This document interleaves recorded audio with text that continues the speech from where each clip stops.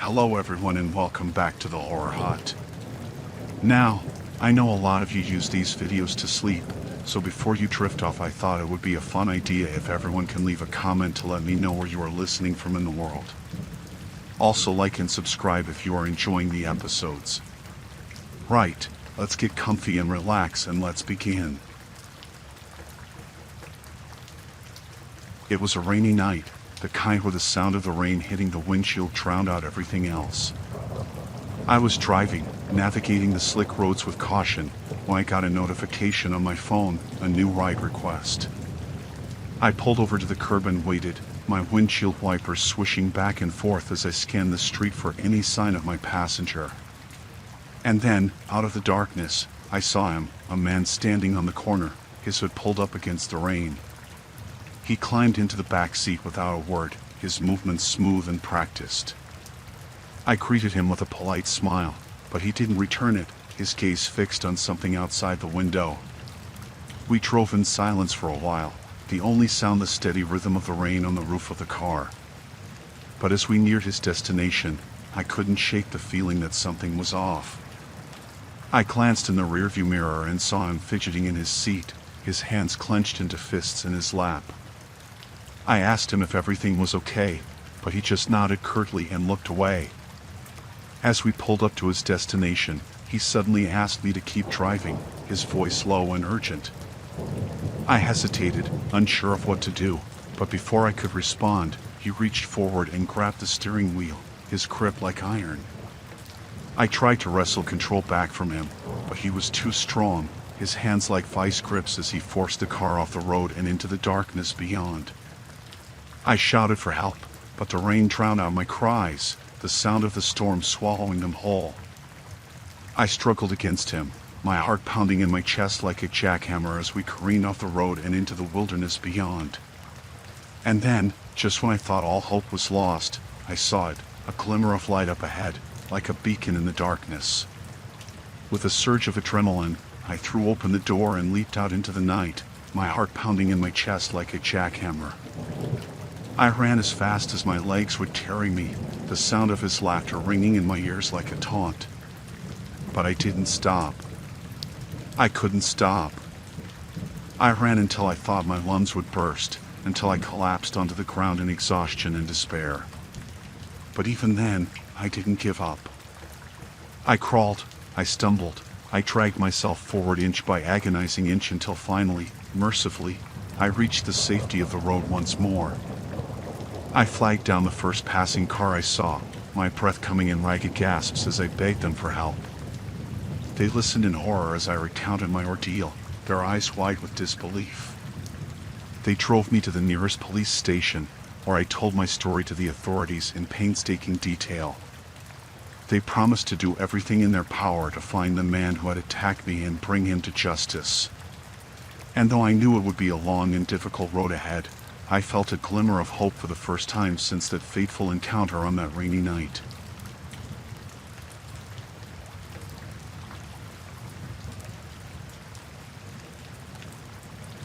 I was in my apartment, just going about my business, cooking dinner like any other night. The sizzle of the pan and the aroma of spices filled the air, creating a cozy atmosphere. But then, out of nowhere, I heard a knock at the door. It was unexpected, and I couldn't imagine who it could be at this hour. Curiosity got the better of me, so I cautiously made my way to the door and peered through the peephole. There was no one there, just the empty hallway bathed in the dim light of the corridor. I hesitated for a moment, wondering if I should open the door or just ignore it. But before I could make up my mind, there was another knock, louder this time, more urgent. With a sense of unease gnawing at my gut, I reluctantly turned the handle and pulled the door open. And that's when I saw it, a small, nondescript package sitting on the welcome mat, with my name scrawled across the front in neat handwriting. There was no return address, no indication of who it could be from. My heart pounding in my chest, I quickly scooped up the package and closed the door behind me, feeling a sense of foreboding wash over me. I hesitated for a moment, wondering if I should just throw the package away without opening it. But my curiosity got the better of me, and with trembling hands, I tore open the wrapping. What I found inside made my blood run cold, a severed hand, pale and lifeless, staring up at me with vacant eyes.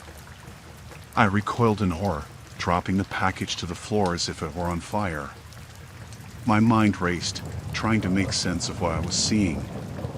Was this some kind of sick joke, or was it something far more sinister? Panic set in, and I scrambled to my feet, desperate to get away from the grisly sight before me. But as I turned to run, I heard a sound behind me, a soft, wet thud, like something heavy hitting the floor. I froze, my heart pounding in my ears, as I realized that I was now alone in the apartment. With trembling hands, I reached for the nearest object I could find, a kitchen knife, and slowly turned to face whatever horror awaited me. But as I looked around the room, there was nothing there, just the eerie silence of the empty apartment. I stood there for what felt like an eternity, the adrenaline coursing through my veins, my senses on high alert. But no matter how hard I looked, I couldn't shake the feeling that I was being watched, that someone, or something, was lurking in the shadows, waiting to strike. With a sense of dread creeping over me, I made my way to the door, determined to get out of there as quickly as possible. But as I reached for the handle, I heard it again, that soft, wet thud, coming from somewhere behind me. I spun around, knife at the ready, but once again, there was nothing there. I knew I had to get out of there, to escape before whatever was lurking in the darkness could find me. With a surge of adrenaline, I threw open the door and bolted into the hallway, the echo of my footsteps ringing in my ears as I raced down the corridor. I didn't stop running until I reached the safety of the street outside, gasping for breath, my heart pounding in my chest. I looked back at the apartment building, half expecting to see someone, or something, following me out into the night. But the building stood silent and still, giving no indication of the horror that had unfolded within its walls. I stumbled down the street, my mind reeling with fear and confusion, wondering what could have driven someone to send me such a macabre package. And as I looked back at the apartment building one last time, I made a silent vow to never return, to leave behind whatever darkness lurked within those walls.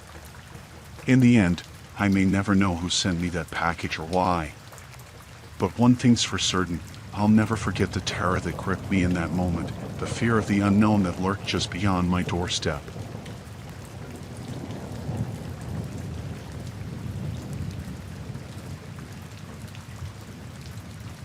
I was driving down this empty highway, miles of nothing but desert on either side. My car had broken down, and I was stranded in the middle of nowhere. I was starting to panic, wondering how I was going to get out of this mess. And then, out of nowhere, this truck pulls up beside me. The driver rolls down his window and asks if I need a lift. I was hesitant at first, not wanting to get into a car with a stranger. But I didn't really have much of a choice. So, I climbed into the truck, grateful for the ride. The driver seemed friendly enough, making small talk as we drove deeper into the countryside. But as we got further and further from civilization, something didn't feel right. The driver kept glancing at me out of the corner of his eye, like he was sizing me up or something. I tried to ignore it, telling myself I was just being paranoid. But then, he started asking these weird questions, like if I lived alone, if anyone knew I was out here, stuff like that. I started to feel this sense of unease, like maybe I'd made a mistake getting into this guy's truck. But before I could say anything, he suddenly pulled off onto this dirt road, miles from the nearest town. I asked him where we were going, but he just laughed and said he had a surprise for me. I felt my stomach drop, like I was in some kind of horror movie. I tried to keep calm, telling myself that maybe he was just taking a shortcut or something. But as we drove deeper into the countryside, I started to realize that something was seriously wrong. The road got narrower and narrower, until it was little more than a dirt track winding through the desert. And then, just when I thought things couldn't get any worse, the truck started to slow down. I asked the driver what was going on, but he didn't answer. He just kept driving, his eyes fixed on the road ahead, And then, out of nowhere, he stopped the truck. We were in the middle of nowhere, surrounded by nothing but desert for miles in every direction. I knew I had to get out of there, but before I could make a move, the driver turned to me with this sickening smile on his face. He said something about how he liked to take his time with his victims, how he enjoyed the chase. And then, before I could react, he lunged at me, grabbing me by the throat. I fought back with everything I had, screaming for help as he tried to drag me out of the truck. But he was too strong, too determined to see his sick plans through. And then, just when it seemed like all hope was lost, I heard the sound of approaching headlights. It was another car, coming down the road towards us. The driver must have heard it too, because he suddenly let go of me and jumped back into his truck, speeding off into the night. I stumbled out of the truck, shaking with fear and adrenaline. The driver of the other car pulled up beside me, asking if I was okay. I told him what had happened, and he offered to give me a ride to the nearest town. I was too shaken up to refuse, grateful for the chance to get away from that nightmare. As we drove off into the night, leaving the desert and the memory of that twisted truck driver behind, I couldn't help but wonder what would have happened if that other car hadn't come along when it did. But one thing's for sure, I'll never forget the terror I felt that night, stranded on that desolate stretch of highway. And I'll never take rides from strangers again.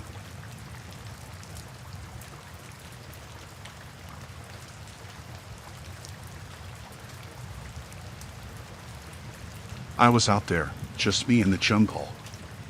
It was dense, like every step I took was into another world. I was searching for something, I don't know what, just chasing that feeling of adventure. Then, I stumbled upon this clearing, and in the middle of it was this village. It was like something out of a history book, all huts and thatched roofs. I couldn't believe it. I heard rumors about hidden tribes in the jungle, but I never thought I'd actually find one. I approached the village cautiously, not wanting to startle anyone. But as soon as I got close, the villagers came pouring out of their huts, staring at me like I was some kind of alien. I tried to communicate with them, but we didn't speak the same language. It was frustrating, like trying to talk to a brick wall. But I wasn't about to give up. I needed to know more about these people, about their way of life. So, I stuck around, trying to pick up on their customs and rituals. And that's when things started to get weird. I noticed these strange symbols painted on the walls of their huts, symbols that I couldn't make heads or tails of. I tried asking the villagers about them, but they just gave me these blank stares, like they didn't know what I was talking about. It was like they were hiding something from me, something dark and sinister. I couldn't shake the feeling that I was being watched, that there was something lurking in the shadows, just out of sight. But every time I turned around, there was nothing there, just a jungle, stretching out in every direction. I started to feel like I was losing my mind, like the jungle was playing tricks on me. But then, one night, I saw something that chilled me to the bone. I was wandering through the village, trying to clear my head, when I heard this chanting coming from the center of town. I followed the sound, and that's when I saw them. The villagers gathered around this bonfire, chanting and swaying like something out of a cult. I watched in horror as they started to dance, their movements becoming more and more frenzied. And then, I saw it. In the center of the circle, there was this thing. It was like nothing I'd ever seen before, all twisted and grotesque. I wanted to run, to get as far away from that village as possible. But something held me back, some morbid curiosity that I couldn't shake. And then, the thing spoke. Its voice was like nails on a chalkboard, grating and inhuman. It spoke in a language I couldn't understand, but the villagers seemed to hang on its every word. I watched in horror as they offered it sacrifices, animals, and other things. And then, they turned their eyes on me, like I was next in line. I knew I had to get out of there, and fast. So, I turned and ran, not stopping until I was deep in the jungle, far away from the cursed village. I don't know what I stumbled upon out there in the jungle, and I don't think I want to know. All I know is that I'll never forget the terror I felt that night, the feeling of being watched by something ancient and evil. And I pray that I never have to experience anything like it again.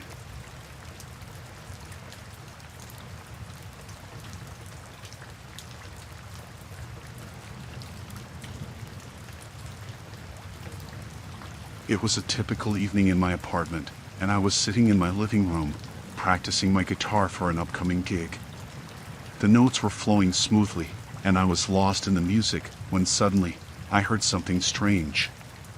At first, it was just a faint melody, barely audible over the sound of my playing. But as I listened closer, I realized that it was coming from the walls themselves, as if someone were playing a piano or a violin in the room next door. Confused and intrigued, I set down my guitar and got up to investigate. I followed the sound to the wall at the far end of the room, where it seemed to be the loudest, and pressed my ear against the plaster. Sure enough, the melody was coming from inside the wall, echoing softly in the confined space. It was eerie and unsettling, and I couldn't shake the feeling that something was terribly wrong. I hesitated for a moment, unsure of what to do next, but curiosity got the better of me, and I began to search for a way to access the hidden room. After a few minutes of careful exploration, I found a loose panel in the wall that I was able to pry open with some effort. Inside, I found myself staring into a small, dimly lit room filled with musical instruments of all kinds: pianos, violins, cellos, and more. It was like something out of a dream, or perhaps a nightmare. But what caught my attention the most was the figure standing in the center of the room, playing a haunting melody on a grand piano. It was translucent and ghostly, its features blurred and indistinct, but there was no mistaking the sound of its music. I stood frozen in shock and disbelief, unable to tear my eyes away from the scene before me. The figure seemed oblivious to my presence, lost in its own world as it played on, the music filling the room with an otherworldly beauty. But as the melody continued to play, I felt a growing sense of unease wash over me. There was something undeniably sinister about the whole situation, something that made my skin crawl and my heart race with fear. I knew that I should leave, that I should run as far away from that room as possible, but I couldn't bring myself to move. It was as if I were rooted to the spot, held captive by the ghostly figure and its hypnotic music. And then, suddenly, the figure stopped playing and turned to face me, its empty eyes boring into mine with a look of cold intensity. For a moment, we stood there, locked in a silent stare-down, and I felt a chill run down my spine. And then, just as suddenly as it had appeared, the figure vanished into thin air, leaving me alone in the darkness of the hidden room. I stumbled backwards, my heart pounding in my chest, and scrambled to escape before it returned. I raced out of the room and back into my apartment, slamming the door shut behind me and leaning against it, gasping for breath. I didn't know what had just happened, or what the figure had wanted from me, but I knew that I never wanted to experience anything like it again. From that day on, I avoided the corner of my apartment like the plague, too afraid to even go near it for fear of what I might find. And though I tried to convince myself that it had all been a hallucination, a trick of the mind, I couldn't shake the feeling that it had been all too real. But no matter how hard I tried to forget, the memory of that ghostly figure and its haunting melody continued to haunt me.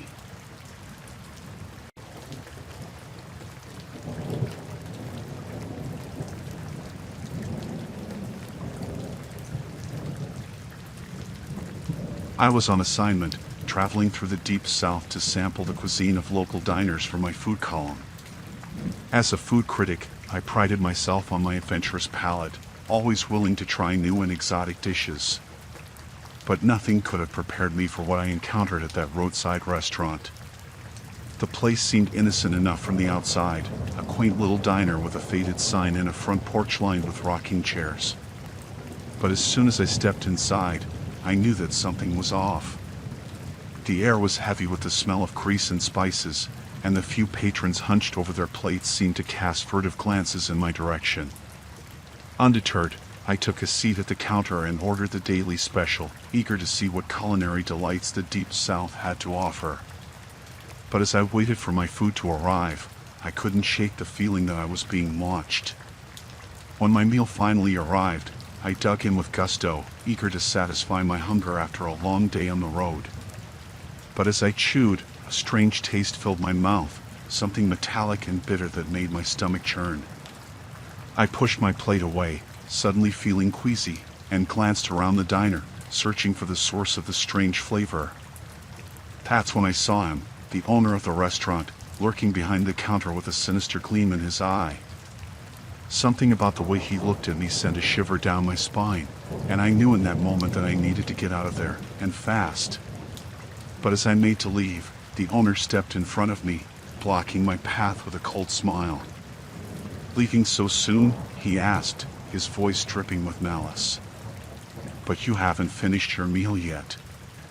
I tried to brush past him, but he grabbed hold of my arm with surprising strength, his grip like a vice around my wrist. Panic surged through me as I struggled to break free, but it was no use. I was trapped, at the mercy of this sinister stranger. And then, just when I thought all hope was lost, I heard the sound of approaching footsteps. With a surge of relief, I turned to see a group of locals standing in the doorway, their faces grim and determined. "We've been looking for you," one of them said, his voice filled with urgency. "You need to get out of here, now." With their help, I managed to escape the restaurant, my heart pounding in my chest as I fled to safety.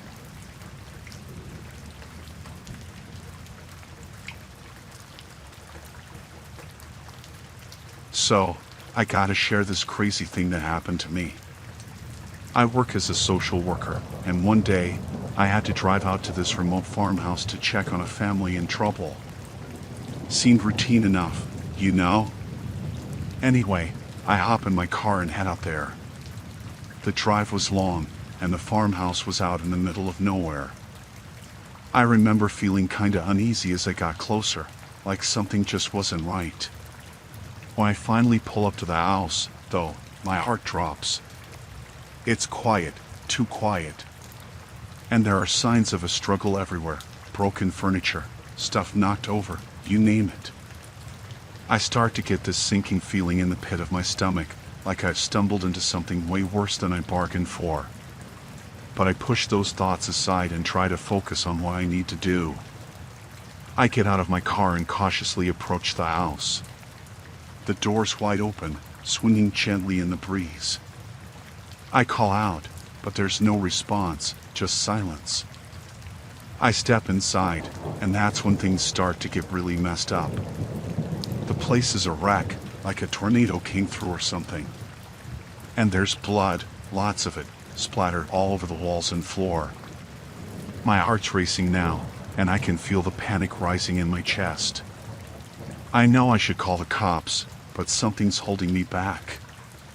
Maybe it's the fear of what I might find, or maybe it's just shock. I start to search the house, calling out for anyone who might still be there. But there's nobody, just me and the eerie silence. Then, out of nowhere, I hear this faint sound coming from upstairs, like someone crying. My blood runs cold as I slowly make my way up the stairs, my heart pounding in my ears.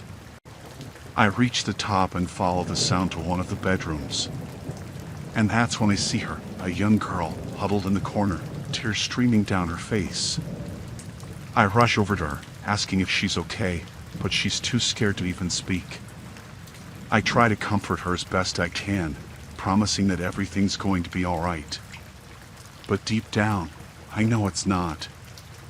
I can feel it in my bones. Whatever happened here, it's not over yet. I scoop the girl up in my arms and make a run for it, not stopping until we're far away from that godforsaken place. I call the cops and tell them everything, praying that they'll be able to make sense of the nightmare I just stumbled into. They arrive soon after, and I hand the girl over to them, feeling like a weight has been lifted off my shoulders. But as I watch them drive away, I can't shake the feeling that this is far from over. I may have escaped with my life, but the horrors of that farmhouse will haunt me forever.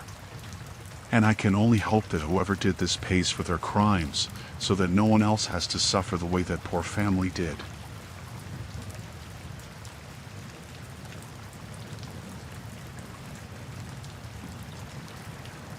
It was late at night, and my girlfriend and I were driving on our way home.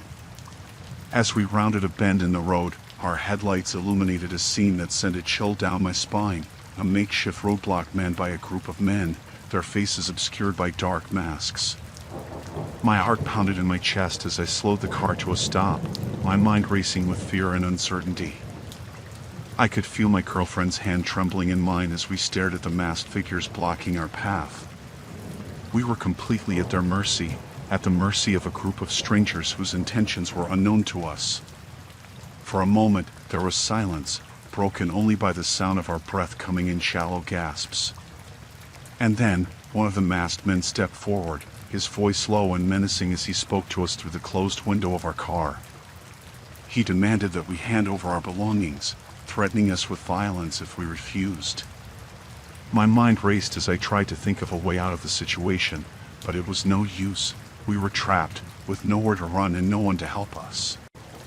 With trembling hands, I reached for my wallet and phone, handing them over to the masked men as my girlfriend watched in silence beside me. I could feel the weight of their gaze bearing down on us, their eyes boring into our souls with a chilling intensity that sent shivers down my spine. As the masked men disappeared into the darkness, leaving us alone on the deserted highway, I couldn't help but feel a sense of relief wash over me. We had narrowly escaped a terrifying encounter, but the memory of that night would haunt me for years to come.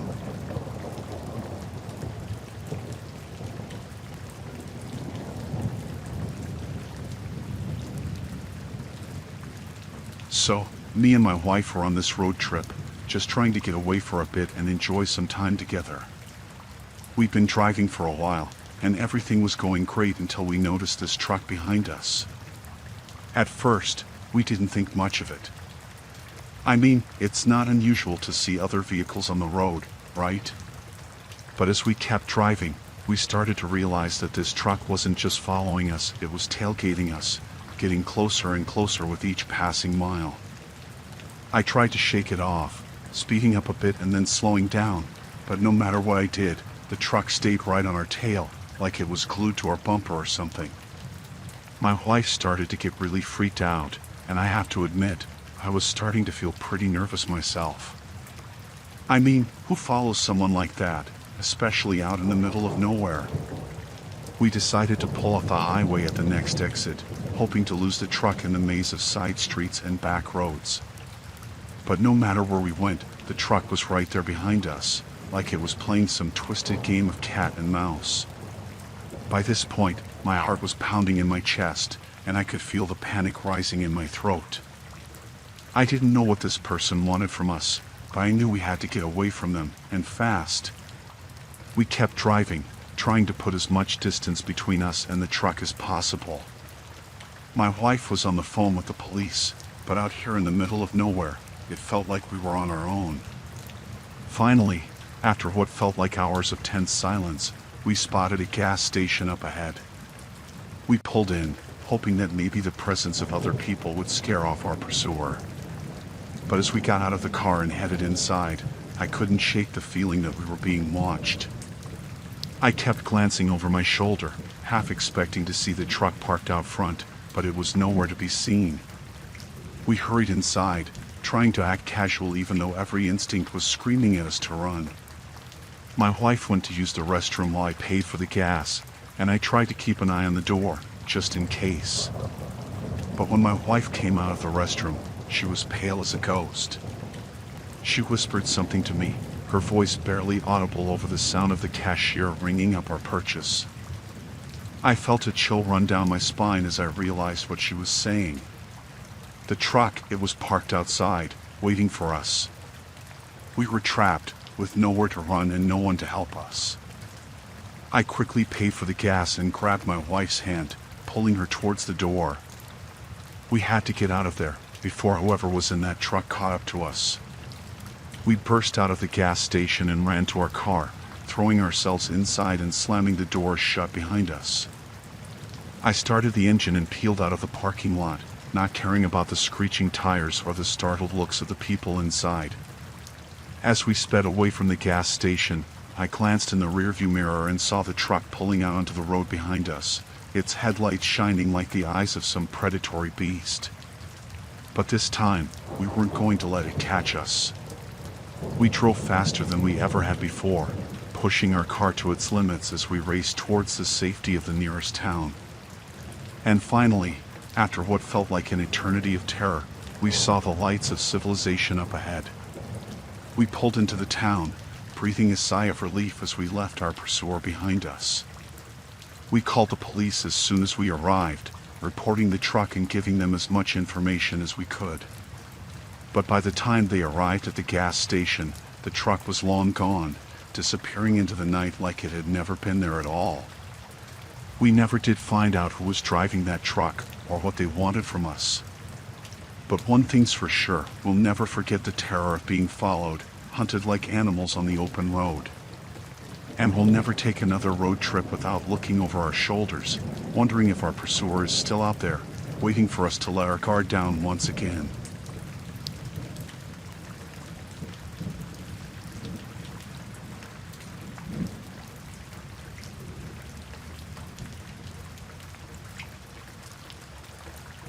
I was home alone in my suburban house, enjoying the quiet solitude after the whirlwind of our wedding day.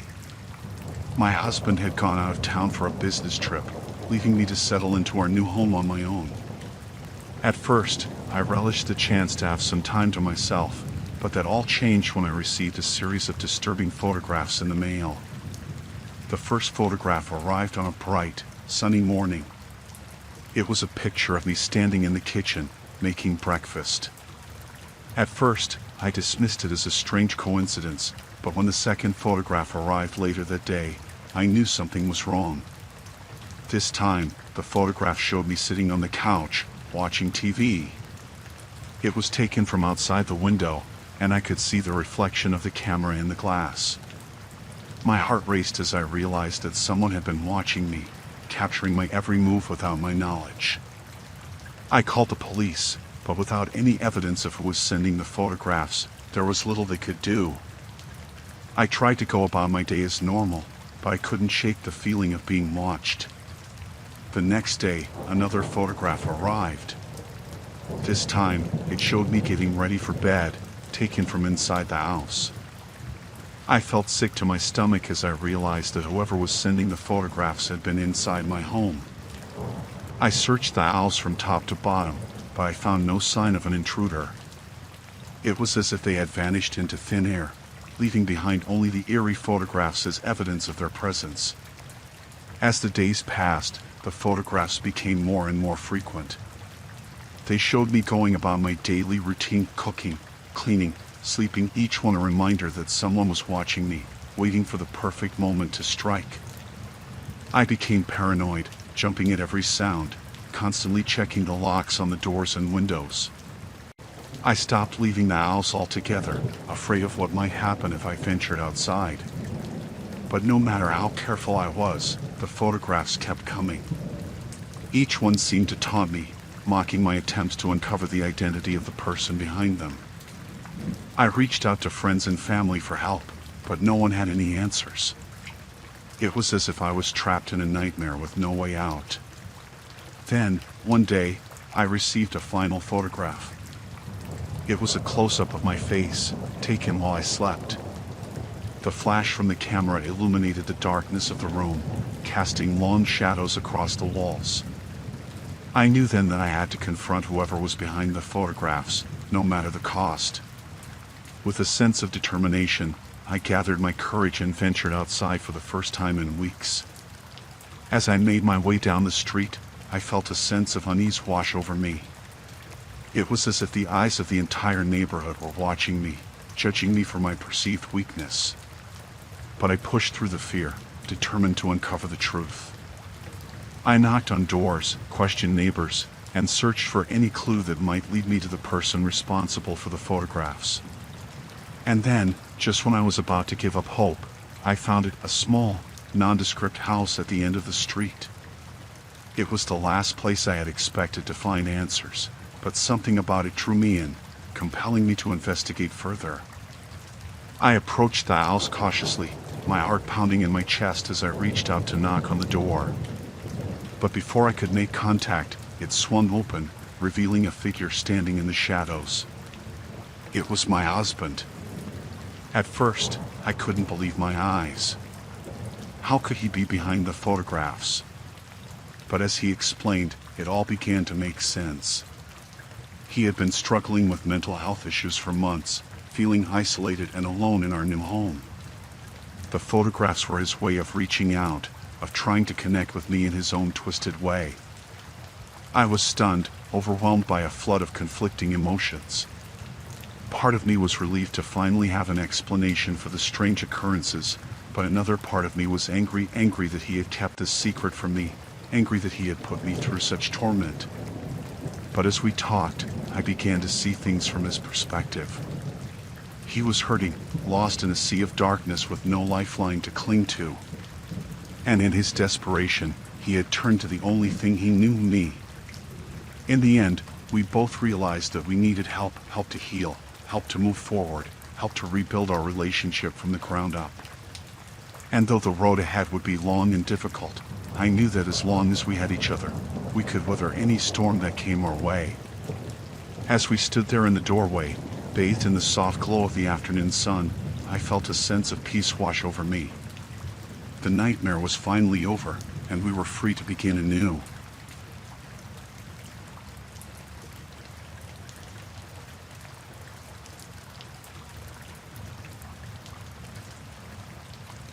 I was out hiking solo in the wilderness, surrounded by towering trees and the sounds of nature. The sun was starting to dip below the horizon, casting long shadows across the forest floor. I'd been walking for hours, enjoying the solitude and the beauty of the wilderness. As I trudged along the narrow trail, my eyes caught sight of something in the distance, an old, abandoned cabin nestled among the trees. It looked like it had been there for years, forgotten by time. Curiosity piqued, I veered off the trail and made my way towards it. The cabin was weather-beaten and run down, but there was something strangely alluring about it. I pushed open the creaky door and stepped inside, the floorboards groaning beneath my weight. The interior was dark and musty, with dust motes dancing in the faint light filtering through the windows. It was clear that no one had lived here for a long time. I shivered, suddenly feeling a chill in the air. Despite the eerie atmosphere, I couldn't resist exploring further. I wandered through the rooms, running my fingers along the peeling wallpaper and cobweb-covered furniture. It was like stepping back in time. As I made my way to the back of the cabin, I stumbled upon a trapdoor hidden beneath a threadbare rug. My heart skipped a beat as I lifted the rug and peered into the darkness below. With a shaky breath, I descended into the cellar, the wooden steps creaking beneath my feet. The air was thick and musty, and a sense of unease settled over me like a heavy blanket. The cellar was small and cramped, with shelves lining the walls, filled with jars of preserved food and dusty old books. But as I scanned the room, my eyes landed on something that made my blood run cold, a makeshift altar, adorned with candles and strange symbols. My heart raced as I realized that I wasn't alone. Someone had been here, someone who practiced dark rituals in this remote cabin in the woods. Panic surged through me as I turned to leave, but before I could reach the stairs, I heard a sound behind me, a low, guttural crawl that froze me in place. I spun around, heart pounding in my chest, and that's when I saw him, a man emerging from the shadows, his eyes wild with madness. I stumbled backward, my mind racing with fear. I tried to scream, but no sound escaped my lips as he advanced towards me, a sinister smile playing on his lips. I knew I had to get out of there, to escape before it was too late. With every ounce of strength I had left, I turned and bolted up the stairs, my heart pounding in my ears. I burst through the door and into the fading light of the setting sun, sprinting through the forest as fast as my legs could carry me. Branches clawed at my skin, and roots threatened to trip me up, but I didn't stop until I reached the safety of the trail. I didn't dare look back as I ran, the terror fueling my every step. It felt like hours before I finally emerged from the trees, gasping for breath and covered in sweat. But even as I collapsed on the ground, my heart still pounding with fear, I knew that I had escaped. I had survived the horror that lurked in the depths of the forest, and I would never forget the terror of that abandoned cabin in the woods.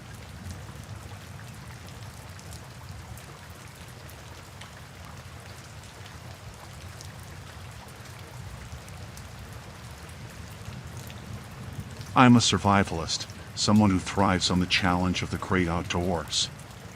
So when I decided to embark on a solo camping trip deep in the wilderness, I knew I was in for an adventure. But as I set up camp in a secluded clearing, I couldn't shake the feeling that something wasn't quite right. The forest seemed eerily quiet, as if the very trees were holding their breath in anticipation of something sinister. And then, just as I was settling in for the night, I heard the sound of voices echoing through the trees, low and guttural, like the growls of wild animals. Panic surged through me as I realized that I was now alone in the wilderness. With my heart pounding in my chest, I crouched down low and listened intently, trying to make out what the voices were saying. But their words were muffled and indistinct, carried away on the wind before I could decipher them. I knew I had to act fast if I wanted to avoid detection. With trembling hands, I doused the fire and packed up my gear, moving silently through the trees like a shadow in the night. But just when I thought I had escaped the poachers' notice, I stumbled upon their camp hidden deep in the forest. My blood ran cold as I caught sight of them, a group of men armed to the teeth with rifles and machetes, their faces obscured by the darkness. Panic surged through me as I realized that I was outnumbered and outgunned. I knew I had to find a way to evade capture and make it out of the forest alive. With adrenaline coursing through my veins, I ducked behind a tree and waited for the perfect moment to make my move. Every rustle of leaves, every snap of a twig sent a jolt of fear through me as I waited for the poachers to pass by. And then, just when I thought all hope was lost, I caught sight of something moving in the darkness, something far more sinister than I could have ever imagined. It was a creature unlike anything I had ever seen before, its eyes glowing with an otherworldly light as it prowled through the trees. Panic surged through me as I realized that the poachers were not just hunting animals, they were hunting something far more dangerous. And I knew that if they caught sight of me, I would be next on their list. With every ounce of strength I had left, I pushed myself to my feet and raced through the forest, the sound of my footsteps echoing off the trees as I fled for my life. But the creature was hot on my trail, its growls echoing through the darkness like a death knell. And then, just when I thought I couldn't run any longer, I stumbled upon a narrow ravine hidden deep in the heart of the forest. With no other options left, I leaped into the darkness and prayed that I would survive the fall. Miraculously, I landed safely at the bottom of the ravine, my body battered and bruised but still alive. I lay there for what felt like hours, listening intently for any sign of danger. But the forest was eerily silent, as if the very trees were holding their breath in anticipation of what was to come. With trembling hands, I pushed myself to my feet and began to make my way out of the ravine and back to safety. And then, finally, I emerged from the darkness of the forest and into the light of day. Relief flooded through me as I realized that I had escaped the clutches of the poachers and the creature that hunted in their midst.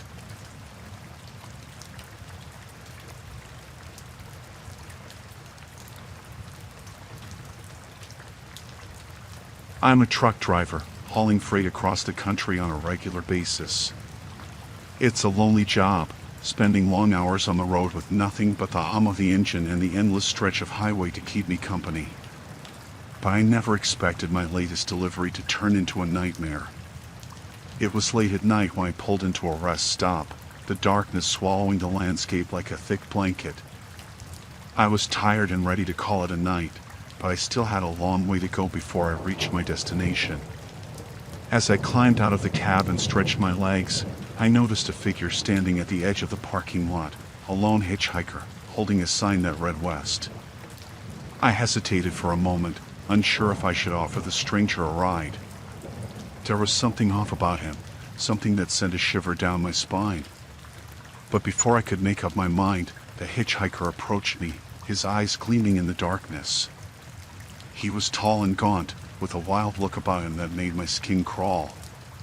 He asked for a ride, his voice low and raspy. I tried to refuse, to tell him that I couldn't take passengers, but he wouldn't take no for an answer. Reluctantly, I agreed to give him a lift, hoping to shake off the feeling of unease that had settled over me. But as he climbed into the cab and settled into the passenger seat, I couldn't shake the feeling that something was terribly wrong.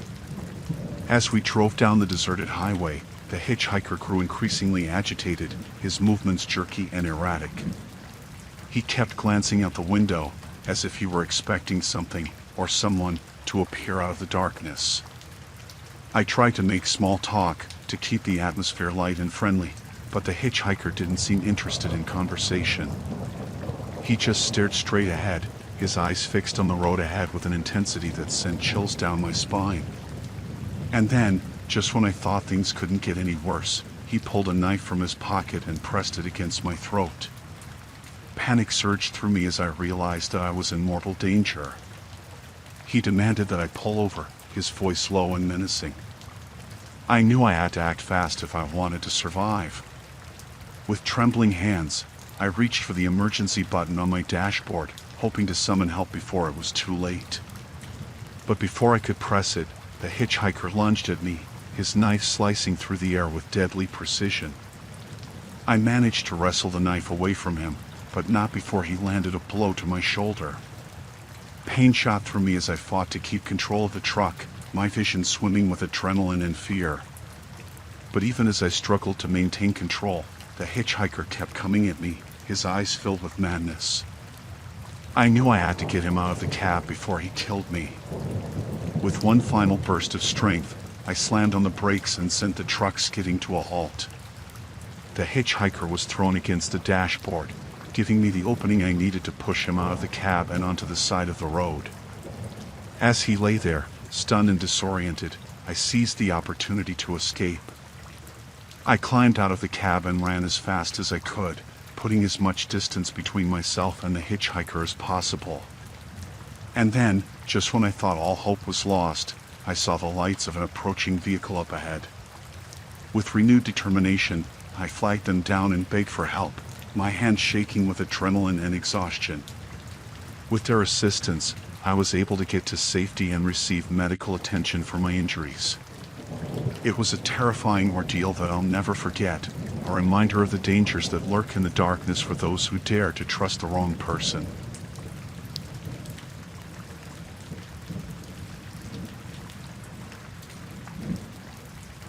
My wife and I were on a road trip, excited to explore new places and create memories together as newlyweds. But when our car broke down in the middle of nowhere, our adventure took a terrifying turn. We found ourselves stranded on a desolate stretch of countryside, with nothing but empty fields stretching out in every direction. Panic started to set in as we realized just how isolated we were. We tried to call for help, but there was no signal on our phones. We were completely cut off from the outside world, with no way to contact anyone for assistance. As we waited for help to arrive, the sun began to set, casting long shadows across the landscape. The air grew cold and still, and a sense of unease settled over us like a heavy blanket. And then, just when we thought things couldn't get any worse, we heard the sound of approaching footsteps. We turned to see a group of locals emerging from the darkness, their faces twisted into menacing sneers. We tried to reason with them, to explain our situation and ask for help, but they only laughed and taunted us. It was clear that they had sinister intentions, and we knew we were in danger. With mounting fear, we huddled together in the car, hoping that help would arrive soon. But the locals showed no signs of leaving, their presence a constant reminder of the peril we were in. As the night wore on, the atmosphere grew increasingly tense. We could hear them whispering outside the car, their voices filled with malice and hatred. And then, just when we thought things couldn't get any worse, they started to rock the car back and forth, pounding on the windows with their fists. We were trapped, with no way to escape their relentless onslaught. Panic surged through us as we realized that we were at the mercy of these hostile strangers. We were completely helpless, with no one to turn to for assistance. But even in the face of certain death, we refused to give up hope. With every ounce of strength we had left, we fought to survive, clinging to each other in the darkness. And then, just when we thought all hope was lost, we heard the sound of approaching headlights. Relief flooded through us as a car pulled up beside ours, its occupants stepping out to confront the hostile locals. With their help, we were able to escape the terrifying ordeal and make our way to safety. But the memory of that harrowing night would haunt us for the rest of our lives, a stark reminder of the dangers that lurk in the darkness.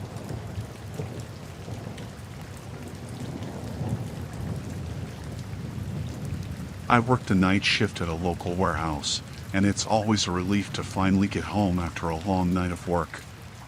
But one night, as I returned to my apartment exhausted and ready to collapse into bed, something happened that would haunt me for the rest of my days. As I settled into my routine of unwinding after work, I heard a faint tapping coming from the window. At first, I thought it was just the wind or a tree branch brushing against the glass. But as the tapping continued, I couldn't shake the feeling that something was off. Reluctantly, I made my way over to the window and peered outside, expecting to see nothing more than an overactive imagination playing tricks on me. But what I saw chilled me to the bone. Standing in the shadows just beyond the reach of the streetlight was a figure, tall and imposing, with empty eyes that seemed to bore into my soul.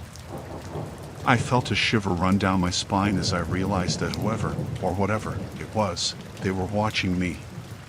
For a moment, I was frozen in fear, unable to tear my gaze away from the figure outside my window. But then, with a surge of adrenaline, I snapped out of my trance and quickly drew the curtains closed, hoping to shut out whatever lurked in the darkness. But even as I retreated to the safety of my apartment, I couldn't shake the feeling of unease that had settled over me. Who was that figure, and what did they want from me? I tried to convince myself that it was just a trick of the light or a figment of my imagination, but deep down, I knew that wasn't true. As I lay in bed, trying in vain to push the encounter from my mind, I couldn't shake the feeling that I was being watched. Every creak of the floorboards, every rustle of the curtains seemed to echo through the apartment, sending a chill down my spine. I tried to tell myself that I was just being paranoid, that there was nothing to be afraid of. But deep down, I knew that something was wrong. And as the night wore on, that feeling only grew stronger. I tossed and turned in bed, unable to find any semblance of peace or rest. Every noise outside my window sent my heart racing, and every shadow seemed to hold the promise of something sinister lurking just out of sight. Eventually, sheer exhaustion overtook me, and I drifted off into a fitful sleep. But even in my dreams, I couldn't escape the feeling of dread that had settled over me like a shroud. When I woke up the next morning, the events of the previous night seemed like a distant memory, a half-forgotten nightmare. But as I went about my day, the feeling of unease lingered, a constant reminder of the terror that had gripped me in the darkness. I tried to push the encounter to the back of my mind, to convince myself that it was just a one-time occurrence, but deep down, I knew that wasn't true. Whoever, or whatever, had been watching me from the shadows that night was still out there, waiting and watching.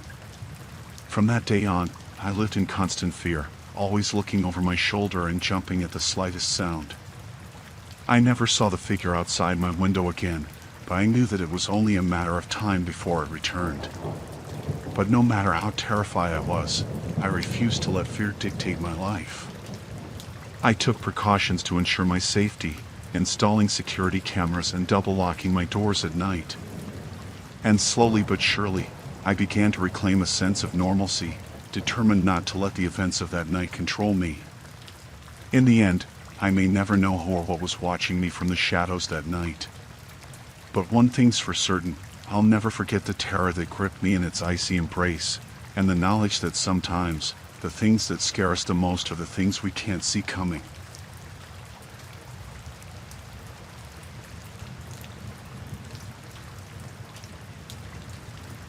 It was another late night at the office, and I found myself once again working alone in my apartment, surrounded by the glow of my computer screen.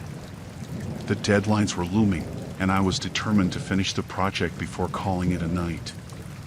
As I typed away at my keyboard, lost in my work, I suddenly heard a sound that made my blood run cold. Footsteps coming from the hallway outside my door.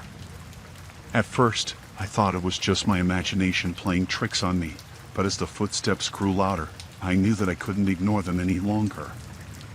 With trembling hands, I got up from my desk and made my way to the door, my heart pounding in my chest. I hesitated for a moment, my hand hovering over the doorknob, before finally mustering the courage to open it. But when I stepped into the hallway, there was no one there. I peered into the darkness, my eyes straining to see anything out of the ordinary, but there was nothing. Just the empty hallway, bathed in the soft glow of the overhead lights. I closed the door behind me, trying to shake off the feeling of unease that had settled over me. Maybe it was just a neighbor coming home late, or the sound of the wind rattling the windows. I tried to convince myself that there was a rational explanation for the footsteps, but deep down, I knew that something wasn't right. I returned to my desk, trying to focus on my work, but the footsteps continued, growing louder and more insistent with each passing minute. It was as if they were following me, stalking me through the darkness of the night. I tried to drown out the noise with music, turning up the volume on my headphones until it was almost deafening. But no matter how loud I played it, the footsteps persisted, echoing through the empty apartment like a sinister drumbeat. I couldn't take it anymore. With a sense of dread knotting in my stomach, I made my way back to the door, determined to confront whatever was lurking in the hallway outside. But when I opened the door again, there was still no one there.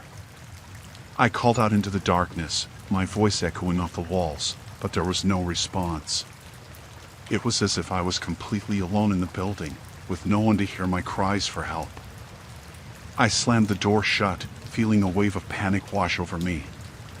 Was I losing my mind? Was this some kind of elaborate prank? Or was there really someone out there, watching me from the shadows? I tried to rationalize the situation, telling myself that it was just my imagination getting the better of me. But deep down, I knew that there was something more sinister at play. The footsteps continued throughout the night, growing louder and more menacing with each passing hour. I tried to block them out, burying myself in my work and trying to pretend like everything was normal. But as the night wore on, I couldn't shake the feeling that I was being watched, that someone or something was lurking just beyond the walls of my apartment, waiting for the perfect moment to strike. I considered calling the police, but what would I tell them? That I was hearing footsteps in the hallway? That I thought someone was out to get me? They would never believe me. I was on my own, trapped in a nightmare of my own making. And as the first light of dawn began to creep through the windows, I knew that I had to do something before it was too late. With a sense of determination, I grabbed a flashlight from the kitchen and made my way back to the door. I didn't know what I would find on the other side, but I knew that I couldn't stay cooped up in my apartment any longer. As I opened the door and stepped into the hallway, the footsteps stopped abruptly, replaced by an eerie silence that sent shivers down my spine. I shone the flashlight down the corridor, illuminating the empty space with its harsh beam. And that's when I saw it, a shadowy figure lurking just beyond the reach of the light. It was tall and gaunt, with hollow eyes that seemed to stare right through me. I froze in terror, my heart pounding in my chest as I stared back at the figure. And then, without warning, it vanished into thin air, leaving me alone in the darkness once again. I stumbled back into my apartment, slamming the door shut behind me and locking it tight. I didn't sleep a wink that night, my mind racing with thoughts of what I had seen and heard. But when morning finally came, the footsteps were gone, replaced by the sounds of the city coming to life outside my window. I tried to convince myself that it had all been a dream, a trick of the mind brought on by exhaustion and stress. But deep down, I knew the truth. The footsteps were real, and so was the figure that had stalked me through the night.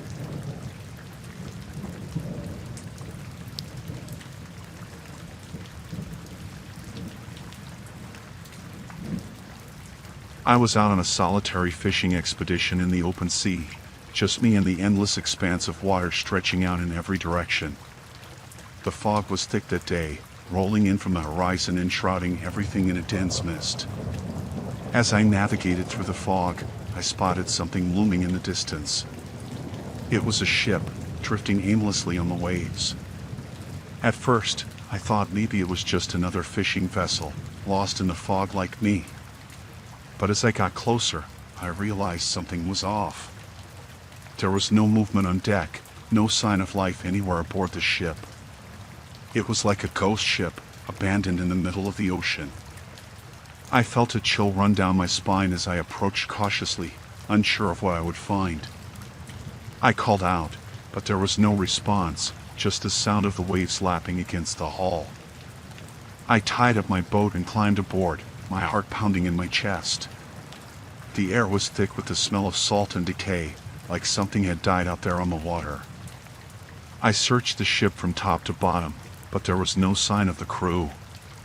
It was like they had vanished into thin air. I felt a growing sense of unease as I realized that I was alone on this abandoned vessel, surrounded by nothing but fog and ocean for miles in every direction. I tried to rationalize what I was seeing, telling myself that maybe the crew had abandoned ship in a hurry, or that they had fallen overboard and drifted away in the current. But deep down, I knew something wasn't right. The way the ship was drifting, aimlessly, with no one at the helm, it was like it was waiting for something. I made my way back to my boat, feeling more anxious than ever. I knew I needed to get out of there, to put as much distance between me and that ghost ship as possible. As I untied the ropes and prepared to leave, I heard a sound coming from below deck. It was faint at first, barely audible over the roar of the waves, but then it grew louder and more distinct. It was laughter. Maniacal, unhinged laughter, echoing through the empty halls of the ship. I froze, my blood running cold as I realized that I wasn't alone after all. There was someone else on board, someone who didn't want me to leave. I scrambled back onto the ship, my heart pounding in my chest as I searched for the source of the laughter. But no matter where I looked, I couldn't find anyone. I felt like I was losing my mind, like the walls of the ship were closing in around me. I knew I needed to get out of there, to escape before whatever was haunting that ship found me. I raced back to my boat, not stopping until I was safely away from that cursed vessel.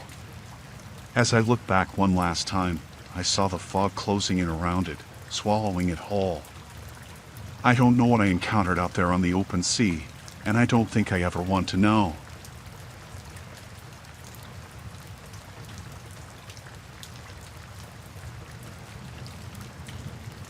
I'm a park ranger, responsible for patrolling a vast wilderness reserve nestled deep in the forest.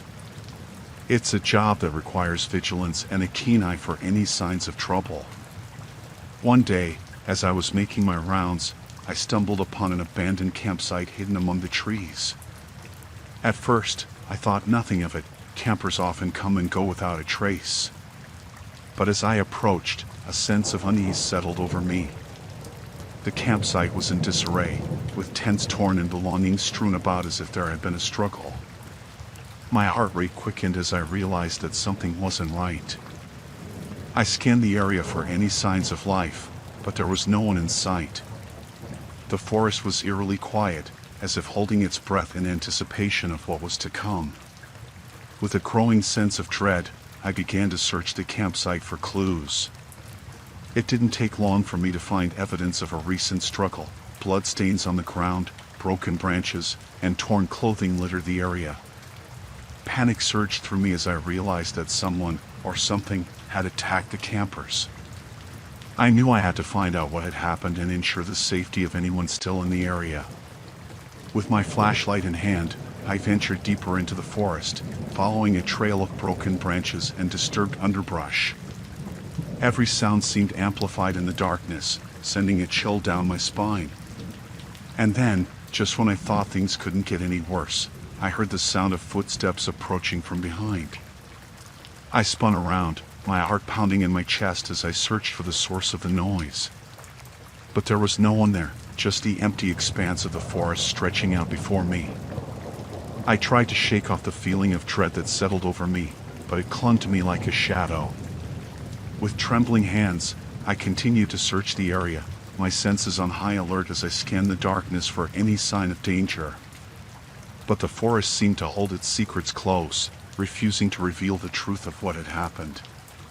And then, just when I thought all hope was lost, I caught sight of a figure lurking in the shadows, a man dressed in tattered clothing, his eyes wild with madness.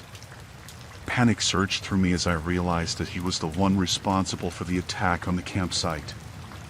With adrenaline coursing through my veins, I lunged forward and tackled him to the ground, pinning him down with all the strength I had left. But he fought back with a ferocity that caught me off guard, his nails digging into my skin as he struggled to break free. With every ounce of strength I had left, I managed to subdue him and bind his hands with a length of rope. And then, with the help of backup that arrived just in time, I escorted him out of the forest and into custody. As I emerged from the darkness of the forest and into the light of day, relief flooded through me. I had survived the encounter with the deranged attacker.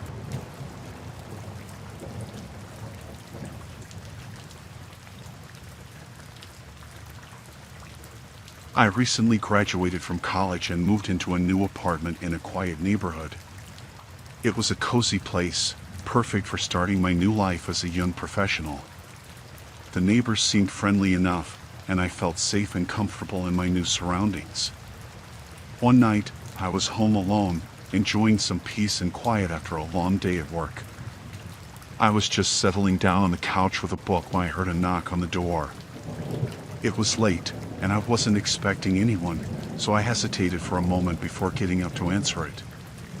Standing on the other side of the door was my neighbor, a middle-aged man who lived in the apartment next to mine. He looked disheveled and out of breath, like he had been running. He claimed that he needed help, that there was an emergency in his apartment and he didn't know what to do. He seemed genuinely distressed, and I felt sorry for him. Without thinking, I invited him inside, eager to lend a helping hand. But as soon as he stepped through the doorway, I knew that something was wrong. There was something off about his demeanor, something unsettling in the way he looked at me. It was like he was sizing me up, like he was trying to figure out if I was a threat. I tried to brush off the feeling of unease and led him into the living room, asking him what was wrong. But instead of answering, he just stood there, staring at me with a strange intensity. I felt a knot form in the pit of my stomach as I realized that I had made a mistake. This man wasn't here for help, he was here for something else entirely. But before I could react, he lunged at me, his hands reaching out to grab me. I stumbled backward, my heart pounding in my chest as I tried to put some distance between us. But he was relentless, pursuing me through the apartment with a look of madness in his eyes. I knew that I needed to get out of there, to escape before it was too late. With adrenaline coursing through my veins, I made a break for the door, praying that I could make it to safety. But just as I reached for the doorknob, he grabbed me from behind, his grip like iron around my arms. I struggled and fought, desperate to break free, but he was too strong.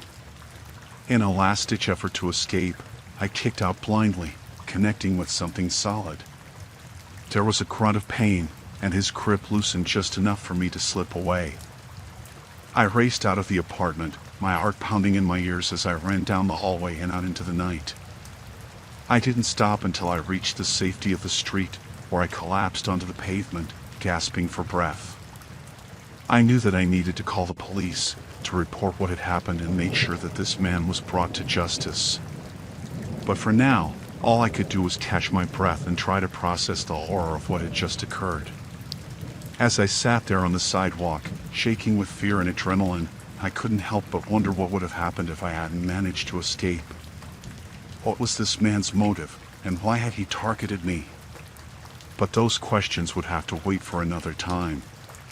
For now, all that mattered was that I was safe, that I had managed to get away from him before it was too late.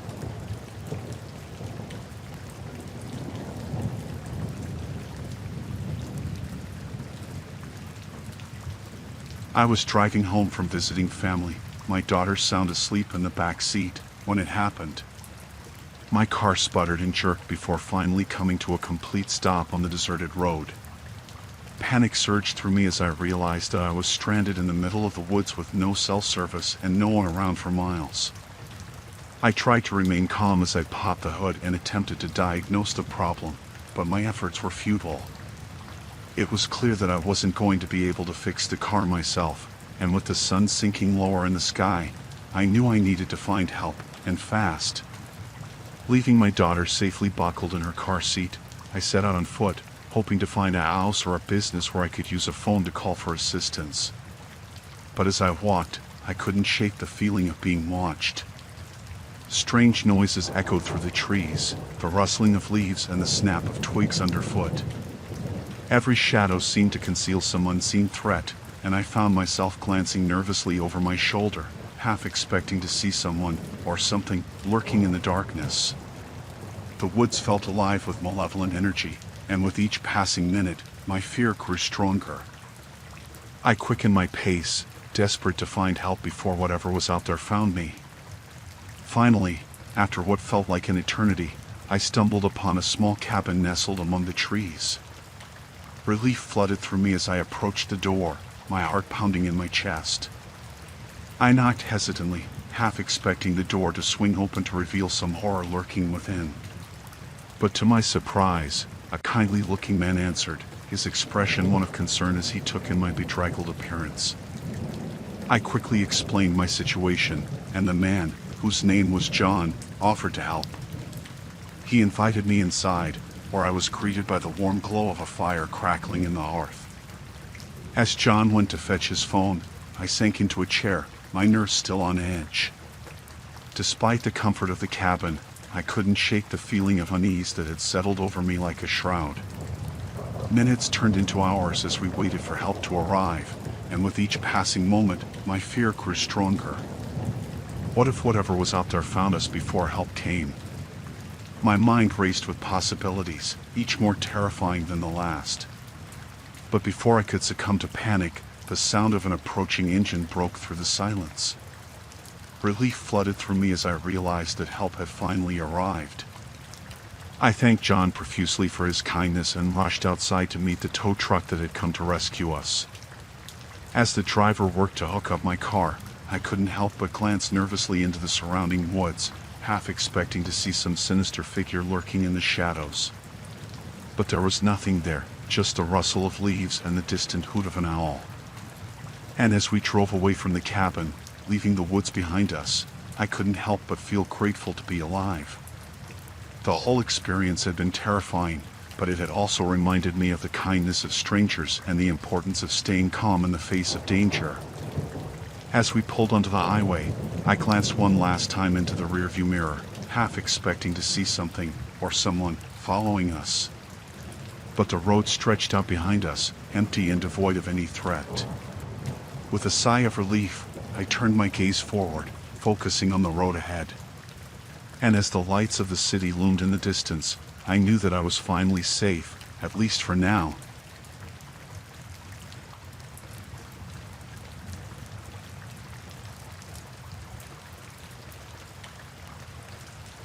It was one of those stormy nights where the rain pounded relentlessly against the windshield, making it hard to see anything beyond a few feet ahead. I was on a rural delivery route, trying to navigate my way through winding back roads that seemed to stretch on forever. As the storm intensified, I realized that I had taken a wrong turn somewhere along the way. Panic began to rise within me as I struggled to find my bearings in the darkness. With each passing minute, the road seemed to grow more desolate, with no signs of civilization in sight. Feeling a sense of urgency, I decided to pull over and ask for directions from the next person I saw. Just as I was about to give up hope, I spotted a figure up ahead, huddled under the shelter of a dilapidated bus stop. Relief flooded through me as I approached the stranger, eager for any assistance they could offer. But as I got closer, a feeling of unease began to gnaw at the pit of my stomach. There was something off about the person standing before me, something that sent shivers down my spine. Nevertheless, I pushed aside my instincts and greeted them with a friendly smile, explaining my predicament and asking for directions back to the main road. To my surprise, the person responded with a smile of their own, offering to help me find my way. Grateful for their kindness, I followed their directions without question, eager to escape the isolation of the back roads and return to the safety of civilization. But as we drove deeper into the night, I couldn't shake the feeling that something was terribly wrong. The roads grew narrower and more treacherous, with towering trees looming overhead like silent sentinels. I began to suspect that the person beside me wasn't leading me back to safety at all, but further into the heart of darkness. Suddenly, my worst fears were realized as the person directed me down a secluded dirt path, far removed from any semblance of civilization. Alarm bells rang in my mind as I realized that I had fallen into a trap, lured away from safety by someone with sinister intentions. With adrenaline coursing through my veins, I slammed on the brakes and demanded answers from the person beside me. But instead of responding, they simply smiled, their eyes glinting with malice as they reached for something hidden beneath their jacket. Terrified for my life, I knew that I had to act fast if I wanted to escape. With a surge of determination, I flung open the car door and bolted into the darkness, the sound of my pounding footsteps drowned out by the roar of the storm. Branches whipped in my face as I ran, my heart pounding in my chest as I struggled to put as much distance between myself and my would-be assailant as possible. I didn't stop running until I was sure that I was safe, far away from the danger that lurked in the shadows. Exhausted and trembling, I collapsed onto the ground, the rain soaking through my clothes as I tried to catch my breath. But even as I lay there, gasping for air, I knew that I had narrowly escaped a fate worse than death. As the storm raged on overhead, I vowed to never again trust a stranger in the darkness, to always listen to my instincts and never let fear cloud my judgment. And as I finally made my way back to the main road, I couldn't help but wonder what would have happened if I hadn't been so lucky.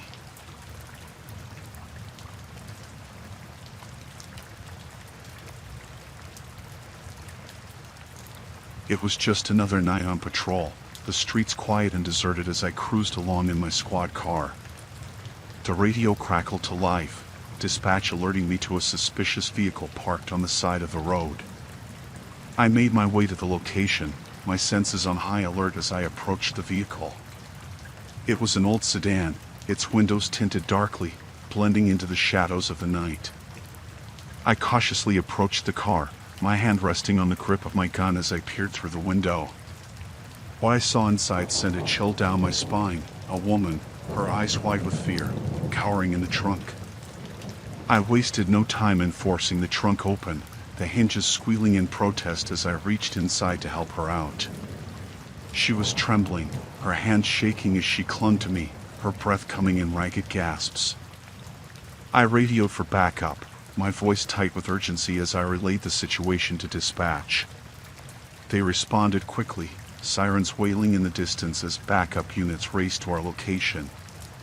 As we waited for backup to arrive, I tried to calm the woman down, reassuring her that she was safe now.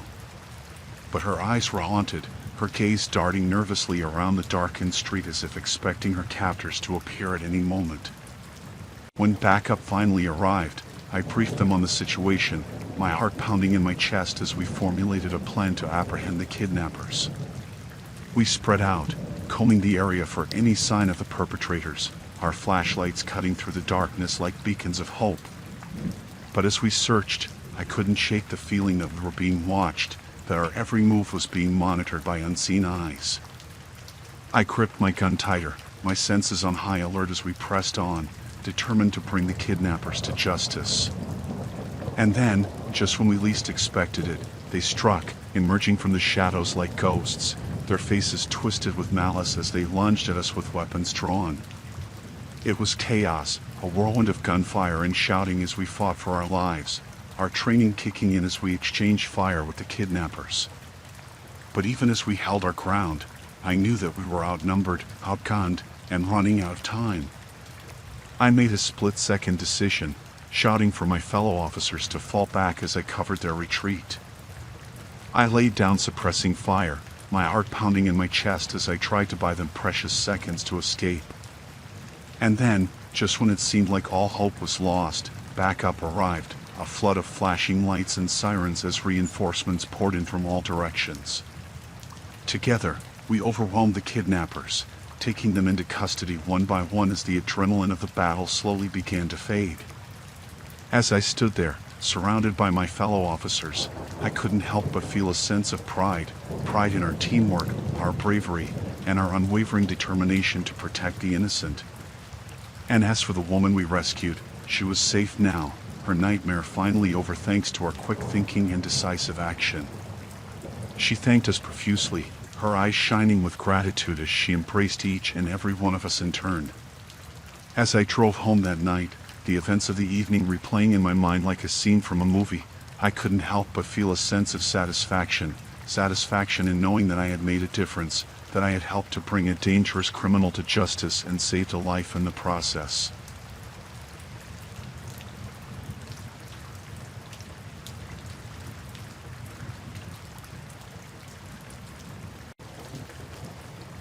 The drive up to the mountains was long and winding, the road sneaking through the rugged landscape like a ribbon of asphalt.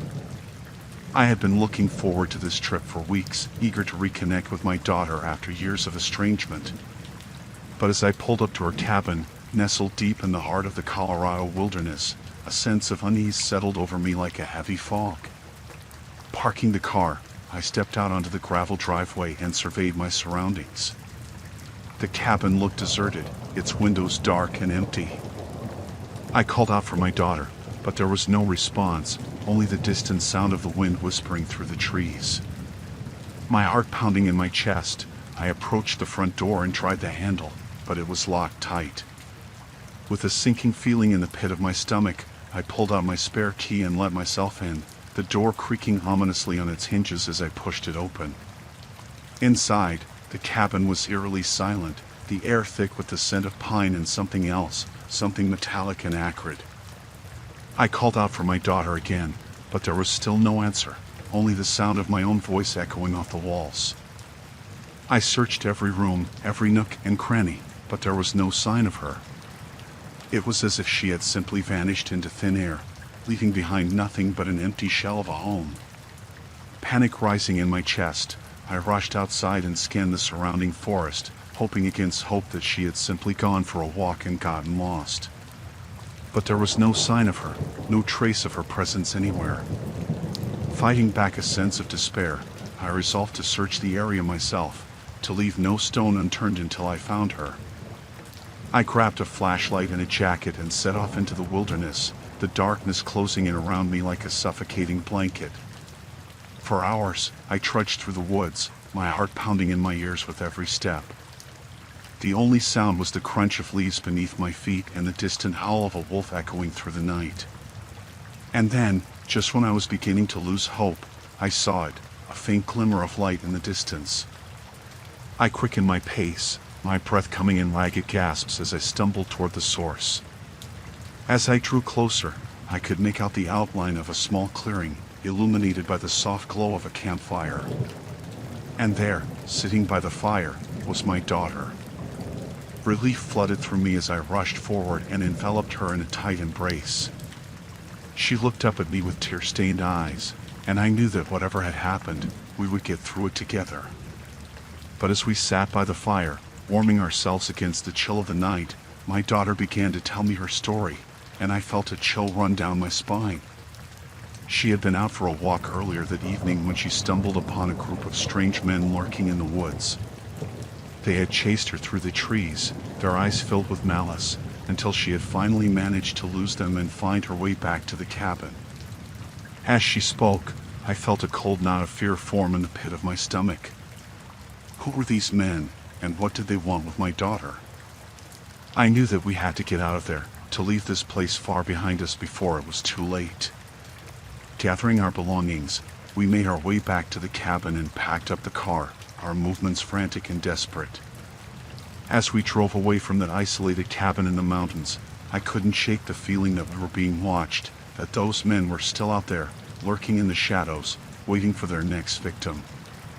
But we made it out safe, my daughter and I, and as we drove down the winding mountain roads, I vowed never to return to that cursed place again. For in those remote mountains of Colorado, there are secrets best left undisturbed, and dangers lurking in the darkness that are better off forgotten.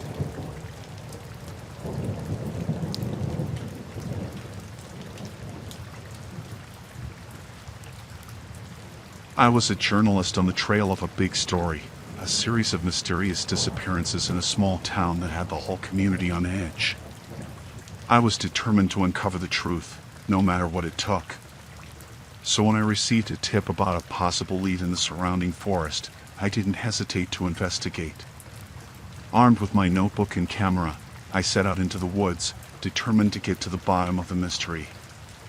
But as I ventured deeper into the forest, the trees closed in around me, their branches blocking out the sunlight and casting long shadows on the forest floor. I tried to stay focused, but the eerie silence of the woods unnerved me.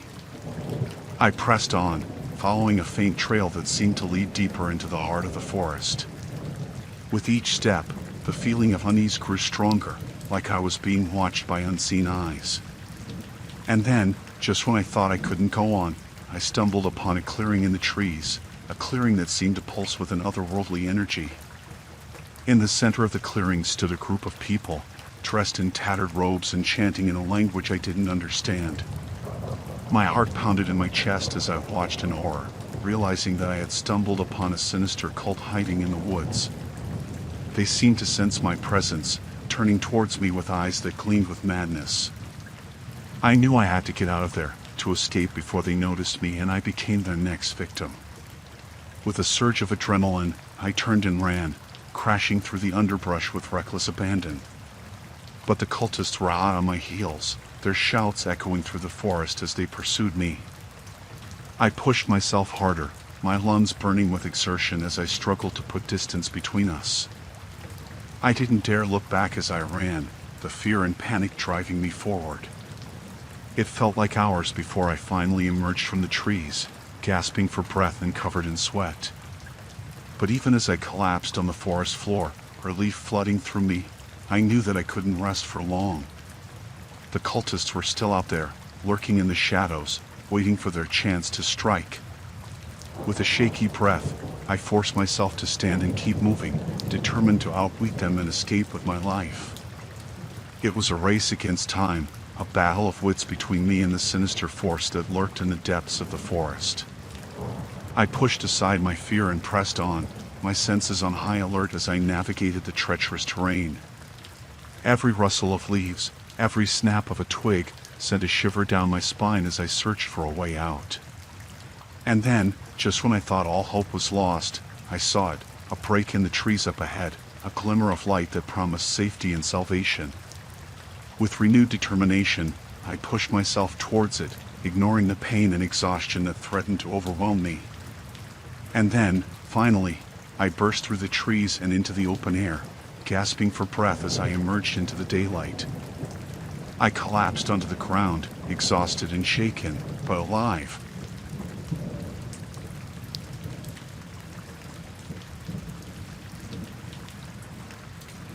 I was on a road trip, cruising down backcountry roads with no particular destination in mind.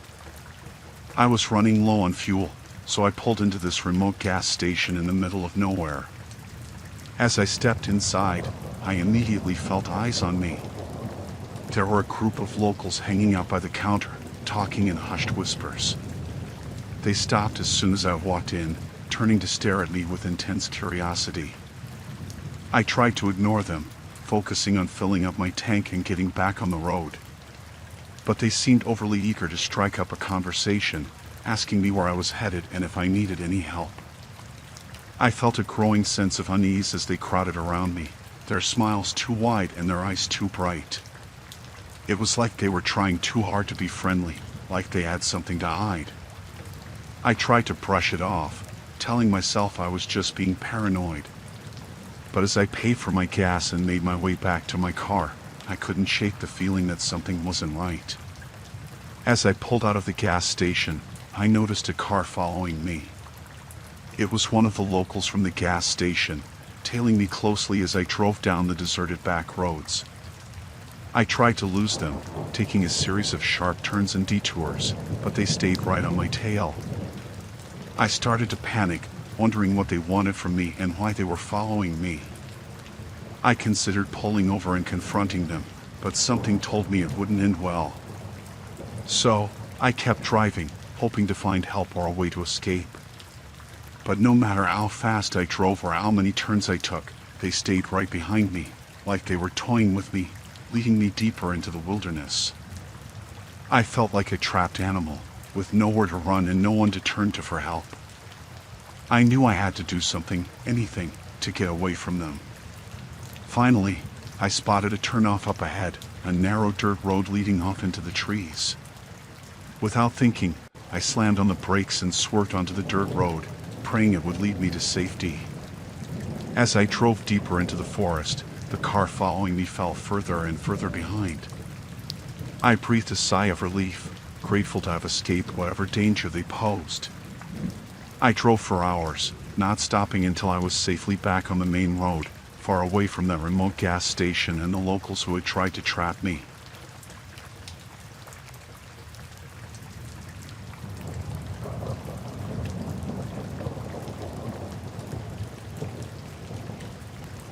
I was out camping in this secluded forest clearing, surrounded by nothing but trees for miles in every direction. It was the perfect spot for a little peace and quiet, or so I thought. As I set up my tent, I noticed something strange about the trees surrounding the clearing. There were these symbols etched into the bark, like someone had carved them there with a knife. At first, I didn't think much of it. Maybe it was just some kids messing around, or maybe it was some kind of natural phenomenon. But the more I looked at them, the more uneasy I felt. As night fell, I built a fire and settled in for the evening, trying to shake off the feeling of unease. But then, I heard it. Whispers, echoing through the woods like the wind through the trees. I froze, my heart pounding in my chest. I strained to listen, trying to make out what the whispers were saying, but they were too faint, too distant. I tried to tell myself it was just my imagination, that I was letting my fear get the best of me. But deep down, I knew there was something out there in the darkness, something sinister lurking just beyond the trees. I huddled closer to the fire, trying to drown out the whispers with the crackling of the flames. But no matter how hard I tried, they persisted, growing louder and more insistent with each passing moment. I felt like I was being watched, like there were eyes on me from every direction. I wanted to run, to get as far away from that clearing as possible. But something held me back, some primal instinct that told me I wouldn't make it out alive if I tried. I sat there for what felt like hours, paralyzed with fear, until finally, the whispers stopped. The forest fell silent once again, like nothing had ever happened. I waited until morning to pack up my camp and get out of there, not wanting to spend another minute in that cursed clearing. As I hiked back to civilization, I couldn't shake the feeling that something had been watching me, something ancient and malevolent. I tried to put the experience behind me, to tell myself it was just a trick of the mind. But deep down, I knew the truth. There was something out there in the woods, something that didn't want me there. I vowed never to return to that forest, to stay as far away from those whispers as possible. But even now, as I sit here writing this, I can still hear them echoing in the back of my mind, a constant reminder of the terror I felt that night in the secluded clearing.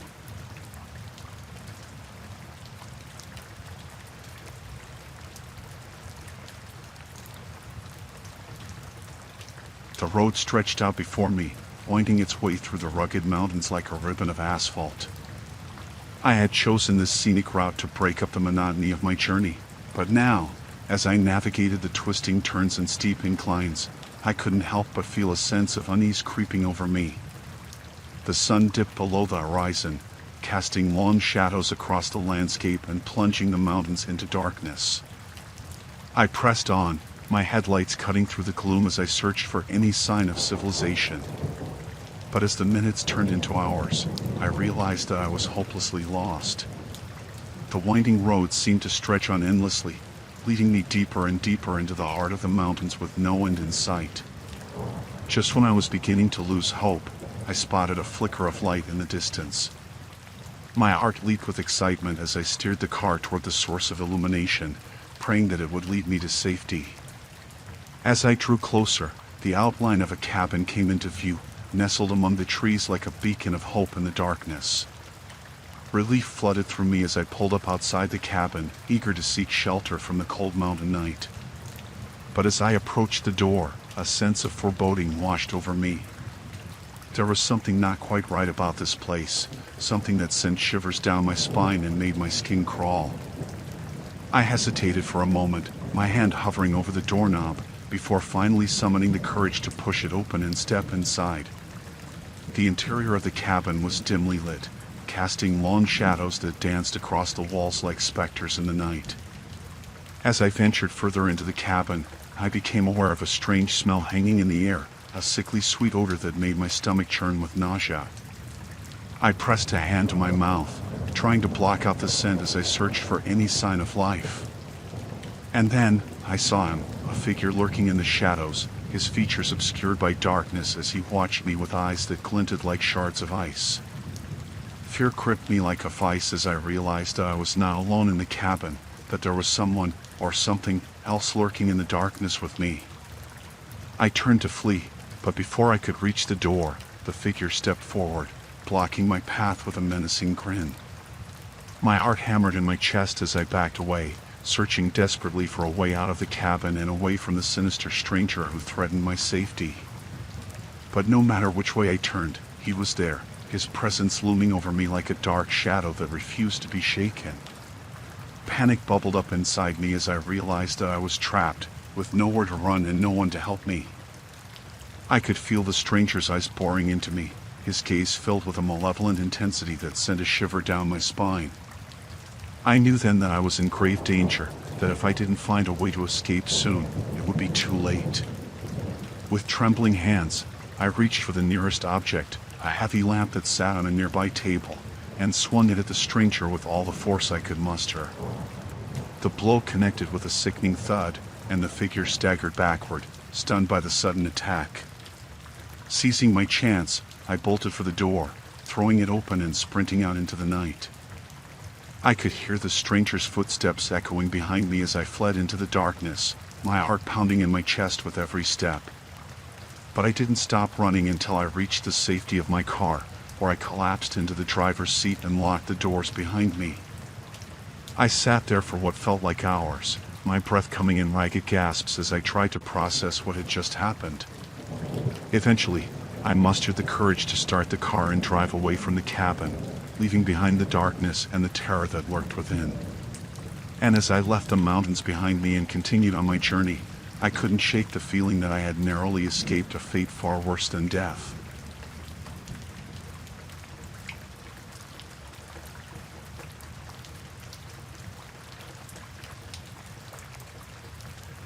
I was a journalist, sent to investigate reports of a missing person in a remote town. The town was tucked away in the mountains, far from the hustle and bustle of civilization. It was the kind of place where everyone knew everyone else's business, or so I thought. As I arrived in town, I couldn't shake the feeling that something was off. The streets were deserted, and the few people I did see seemed wary of outsiders. I tried to ask around about the missing person, but no one seemed willing to talk. They just gave me these blank stares, like they didn't want to get involved. I knew I had to dig deeper to uncover the truth behind the disappearance. So, I started poking around, asking questions and snooping around where I wasn't supposed to. That's when I stumbled upon it. A hidden community, tucked away in the mountains, living off the grid and off the radar of the outside world. At first, I thought maybe they were just a group of survivalists or doomsday preppers, trying to escape the chaos of the modern world. But the more I learned about them, the more I realized that there was something darker at play. They had their own rules, their own way of doing things. And anyone who tried to leave or speak out against them was dealt with swiftly and mercilessly. I knew I was treading on dangerous ground, but I couldn't turn back now. I had to uncover the truth, no matter the cost. As I delved deeper into the community, I uncovered evidence of unspeakable horrors. Abuse, corruption, and even murder were all part of their everyday lives. I tried to document everything, to gather enough evidence to bring them to justice. But the deeper I dug, the more I realized that I was in way over my head. I started to feel like I was being watched, like there were eyes on me from every direction. I knew I had to get out of there before it was too late.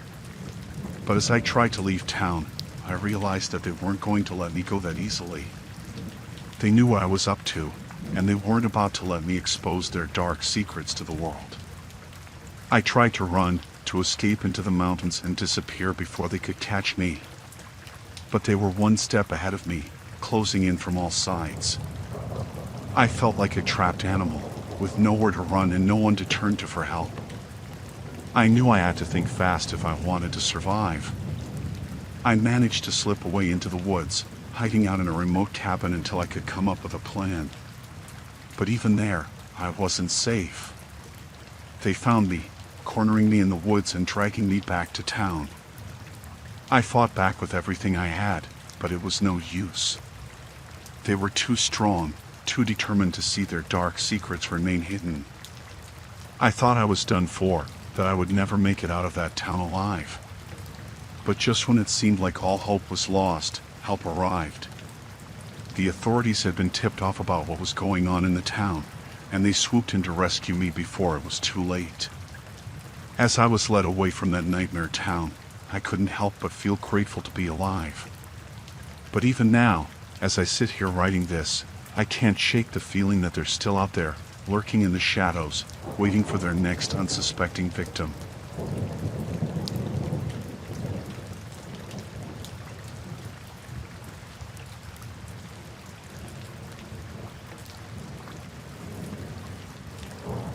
I was out in this remote valley, just trying to get some dope shots of nature for my photography gig. It was already getting dark, but I was all about that golden hour vibe, you feel me?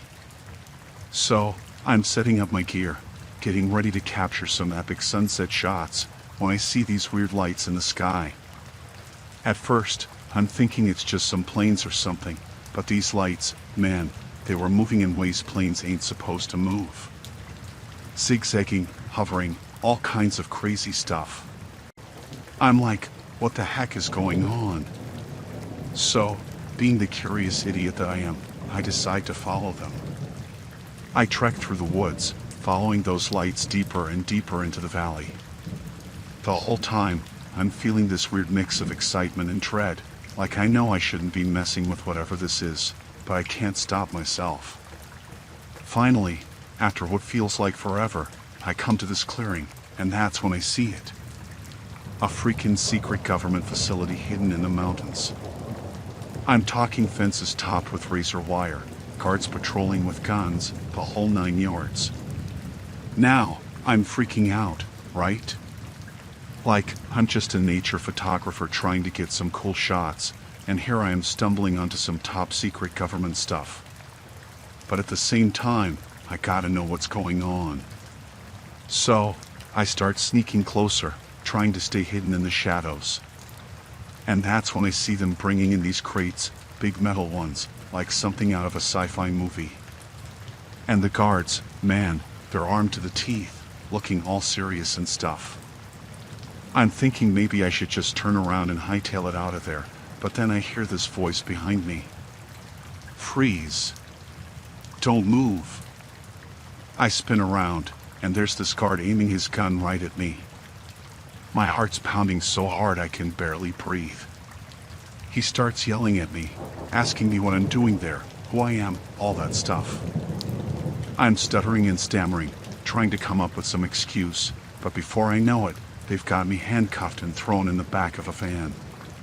Next thing I know, I'm being interrogated by these government guys, asking me a bunch of questions about what I saw, who I told, all that jazz.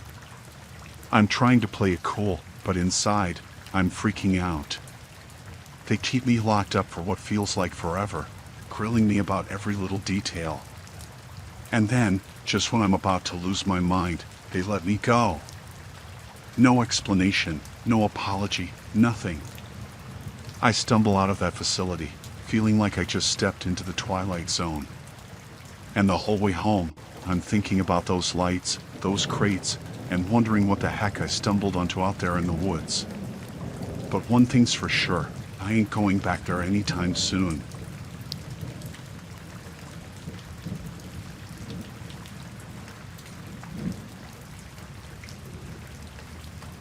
I was driving home from my night shift at the hospital, exhausted and eager to crawl into bed and finally get some rest. The road stretched out before me, deserted and silent in the dead of night. As I rounded a bend, I saw her, a lone figure standing by the side of the road, her silhouette illuminated by the glow of the streetlights. At first, I thought she might need help, so I slowed down and rolled down my window to offer assistance. But as I drew closer, I felt a chill run down my spine. There was something off about her, something unsettling that I couldn't quite put my finger on. Still, I couldn't just leave her there alone in the dark, so I pulled over and stepped out of my car, my heart pounding in my chest like a drum. She turned to face me, and I could see the desperation in her eyes, the fear etched into her features.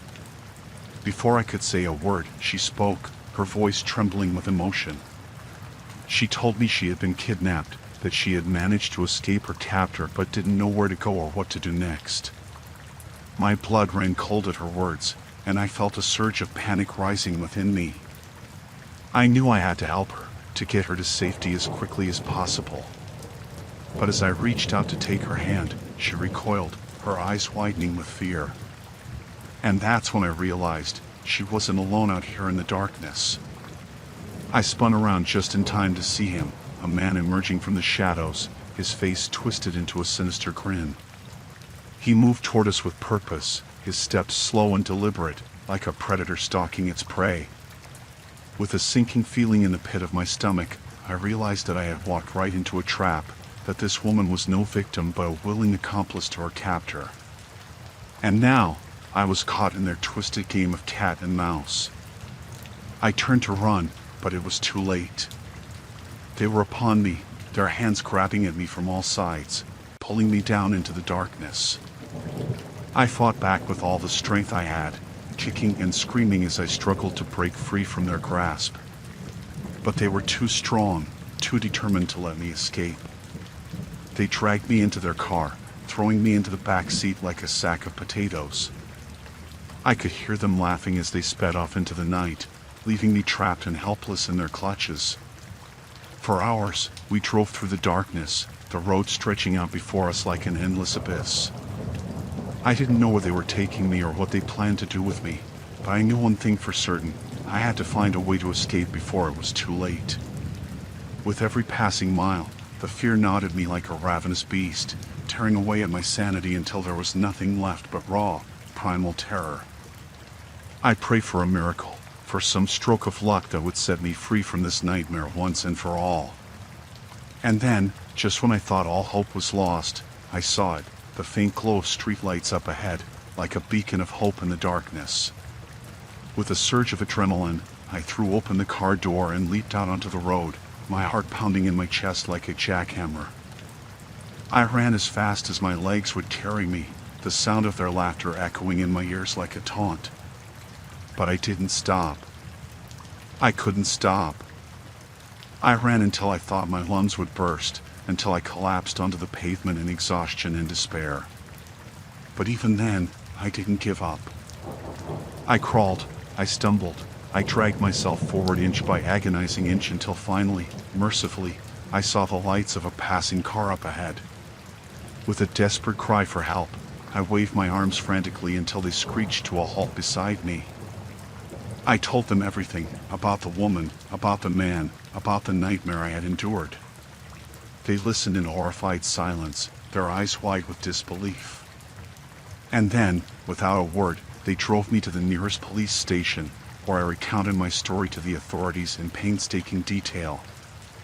They promised to do everything in their power to find those responsible and bring them to justice. And though I knew it would be a long and difficult road ahead, I felt a glimmer of hope for the first time in what felt like an eternity. As I sit here now, safe and sound in the comfort of my own home, I can't help but wonder, what if I hadn't stopped to help that woman on the side of the road? What if I had just kept driving, oblivious to the danger lurking in the darkness? But then again, perhaps it was fate that brought us together, that led me to that fateful encounter on that desolate stretch of highway. Perhaps, in the end, it was all just part of a larger plan, a test of strength and resilience that would ultimately lead me back to safety and sanity once more.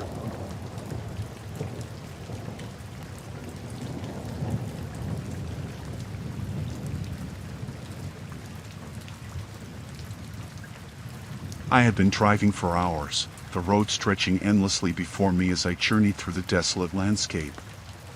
It was getting late, and exhaustion was beginning to take its toll. I knew I needed to find a place to rest for the night, somewhere safe where I could recharge before continuing my journey. That's when I spotted it, a rundown motel nestled on the side of the road, its neon sign flickering weakly in the darkness. Pulling into the parking lot, I felt a shiver run down my spine as I surveyed the dimly lit building. It looked like something straight out of a horror movie, but desperate times called for desperate measures. I parked my car and gathered my belongings, steeling myself for whatever awaited me inside. As I stepped through the front door, a musty smell assaulted my senses, and I suppressed a gag as I made my way to the front desk. The clerk behind the counter eyed me with a mixture of boredom and suspicion, but I ignored his stare as I requested a room for the night. He handed me a key without a word, and I quickly made my way down the narrow hallway to my assigned room. The corridor was eerily quiet, the only sound echoing footsteps against the linoleum floor. Entering my room, I felt a wave of relief wash over me as I closed the door behind me. But that relief was short-lived as I surveyed the dingy interior. The wallpaper was peeling, the carpet stained with unknown substances, and a chill hung in the air that had nothing to do with the temperature outside. I quickly locked the door and set about making myself as comfortable as possible, though the thought of sleep seemed impossible in such a place. I tried to distract myself with my phone, scrolling through social media in an attempt to forget where I was. But as the minutes ticked by, I couldn't shake the feeling of unease that settled over me like a heavy blanket. Every creak of the floorboards, every rustle of the curtains sent my heart racing, and I found myself jumping at shadows in the dim light. And then I heard it, a faint scratching coming from somewhere outside the room. I froze, my breath catching in my throat as I strained to listen. The scratching grew louder, more insistent, and I felt a cold sweat break out across my skin. I considered calling the front desk, but something held me back, a primal instinct warning me not to draw attention to myself. Instead, I crept over to the window and cautiously peered outside, my heart pounding in my chest. What I saw sent a jolt of fear straight through me. There, lurking in the shadows just beyond the pool of light cast by the motel's flickering sign, was a figure. It was tall and gaunt, its features obscured by the darkness, but I could feel its eyes boring into me with an intensity that made my blood run cold. I stumbled back from the window, my mind racing with panic. Who was this person, and what did they want with me? I knew I had to get out of there, but the thought of leaving the safety of my room was almost too much to bear. But then I heard it again, the scratching, now accompanied by a low, guttural growl that sent shivers down my spine. With a surge of adrenaline, I made up my mind. I had to leave, and I had to leave now. Gathering my courage, I flung open the door and bolted down the hallway, my heart pounding in my ears. I could hear footsteps behind me, echoing off the walls, and I knew I was being pursued. I didn't dare look back, didn't dare slow down, until I reached the front desk where the clerk stood, staring at me with wide eyes. Without a word, I thrust the key into his hand and dashed out the door, the cool night air hitting me like a punch to the chest. I didn't stop running until I reached my car, and even then, I didn't feel safe. I fumbled with the keys, my hands shaking so badly I could barely hold them, until finally, I managed to start the engine and peel out of the parking lot, leaving the motel and its sinister inhabitants far behind me. As I drove into the night, I couldn't shake the feeling of dread that clung to me like a shadow. Who were those people, and what did they want with me?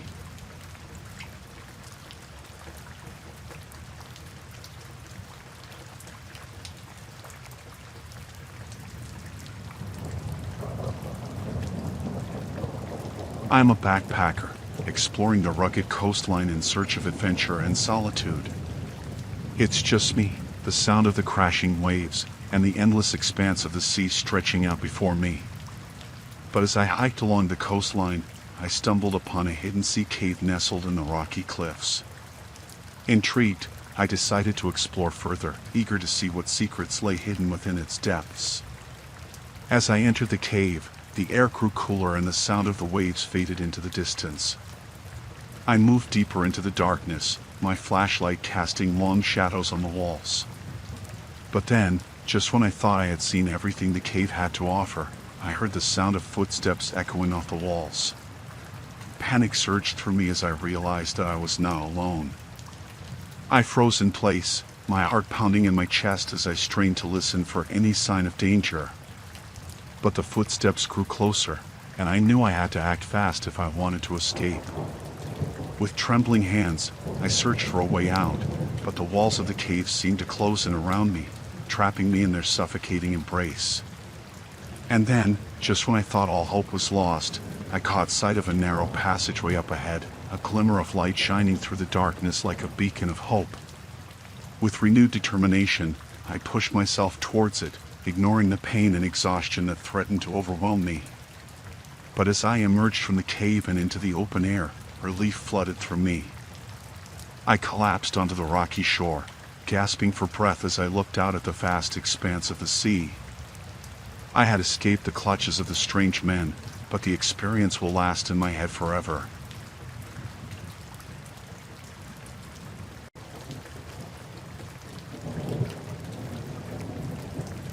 I'm a wildlife biologist, spending my days studying animal behavior in the secluded depths of the forest.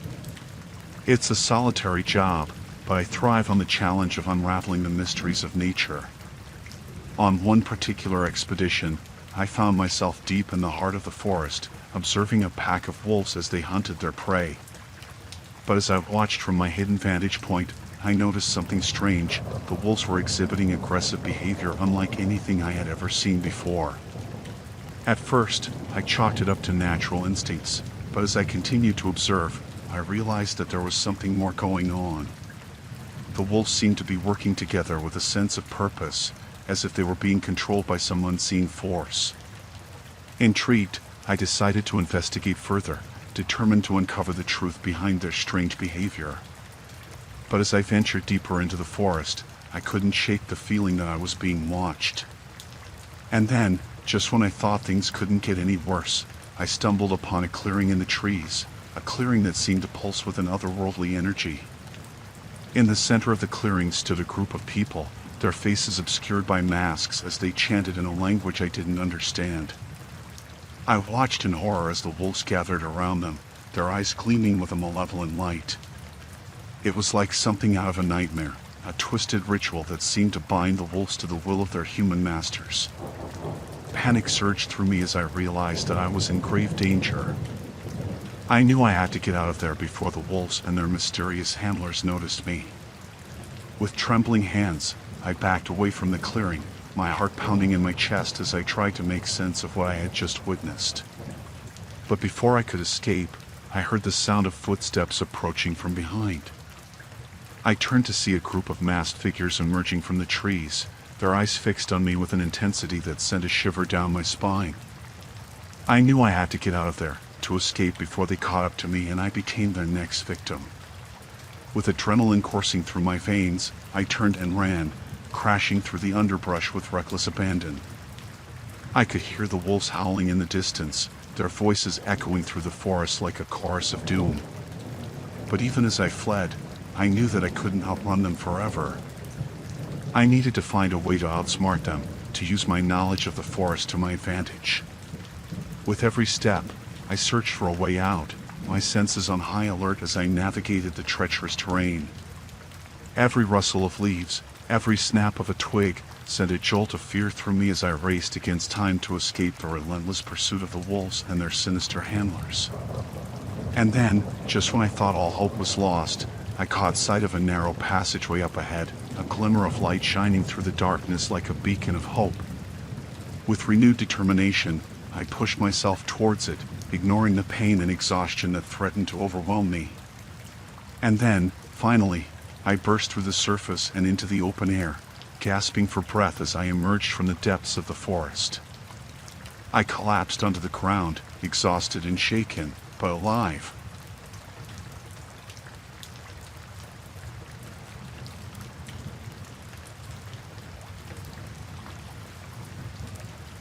I was hiking in this uncharted mountain range, just me in the wilderness. I was searching for a new trail, something off the beaten path, you know? That's when I stumbled upon these strange symbols carved into the rocks. They were like nothing I'd ever seen before, all intricate and mysterious. I was curious, so I started following the trail of symbols, thinking maybe they'd lead me to something cool. But the further I went, the more uneasy I felt. It was like I was being watched, like something didn't want me there. And then, out of nowhere, I stumbled upon this clearing. There were these makeshift shelters, all camouflaged and hidden among the trees. At first, I thought maybe it was just some kind of survivalist camp, but then I saw the people. They were armed to the teeth, watching me with suspicious eyes. I tried to explain that I was just a hiker, that I meant no harm, but they weren't having it. They told me I wasn't allowed to leave, that I knew too much. I tried to protest, to argue my way out of it, but they wouldn't listen. They said they couldn't risk me going back and telling anyone about their camp. I felt this chill run down my spine, like I'd stumbled into something I shouldn't have. I knew I had to get out of there, but with those survivalists blocking my way, I didn't know how. I tried to reason with them, to appeal to their humanity, but they were cold and unyielding.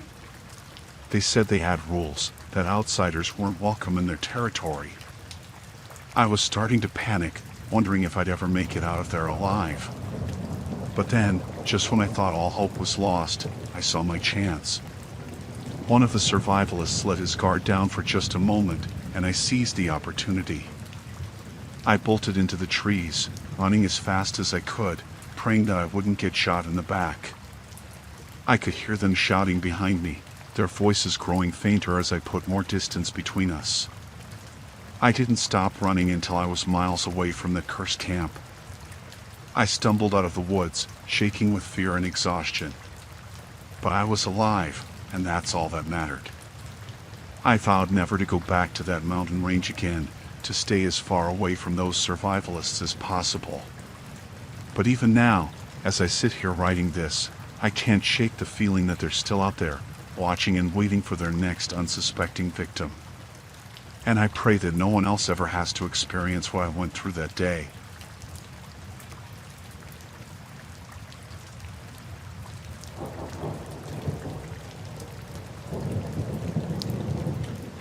I was on assignment in this remote coastal town, tasked with capturing the rugged beauty of the shoreline.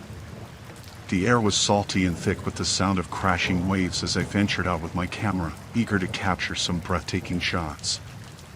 As I explored, I stumbled upon this old fishing village tucked away on the edge of a cliff. It looked like it had been abandoned in haste, with empty houses and overturned boats scattered about. I couldn't help but feel a sense of unease as I wandered through the deserted streets. There was something eerie about the place, like it was frozen in time. I started snapping photos, trying to capture the haunting beauty of the abandoned village. But the deeper I ventured, the more I felt like I was being watched. I tried to brush it off, telling myself it was just my imagination. But then, I heard it. A faint whisper, carried on the wind, like someone calling out to me from the shadows. I froze, my heart pounding in my chest. I wanted to run, to get as far away from that place as possible.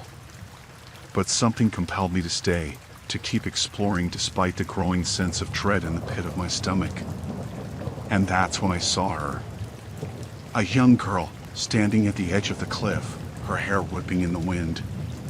She looked so out of place, like she didn't belong in this abandoned village. I called out to her, asking if she was okay, but she didn't respond.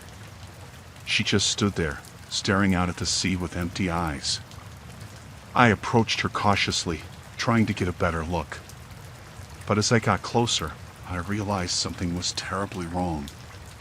Her skin was pale and translucent, like she was some kind of ghost. I stumbled back in horror, realizing that I was standing face to face with something that shouldn't exist. But before I could react, she vanished into thin air, leaving me alone in the darkness. I ran as fast as I could, not stopping until I was back in the safety of my hotel room. I locked the door behind me, trying to make sense of what I had just witnessed. But no matter how hard I tried, I couldn't shake the feeling that something was still out there, lurking in the shadows. And as I lay awake in bed, listening to the sound of the waves crashing against the shore, I knew that I would never be able to forget the horrors of that abandoned fishing village.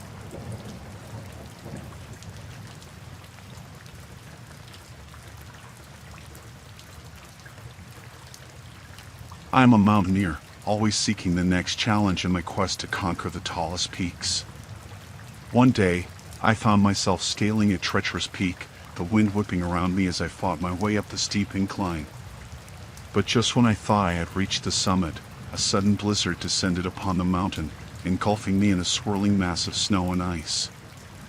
I struggled to find my way through the whiteout conditions, the biting cold gnawing in my bones as I searched for shelter. With each step, the snow grew deeper and the wind stronger, threatening to sweep me off the mountain and into the abyss below. But I refused to give up, determined to find a way to survive the storm.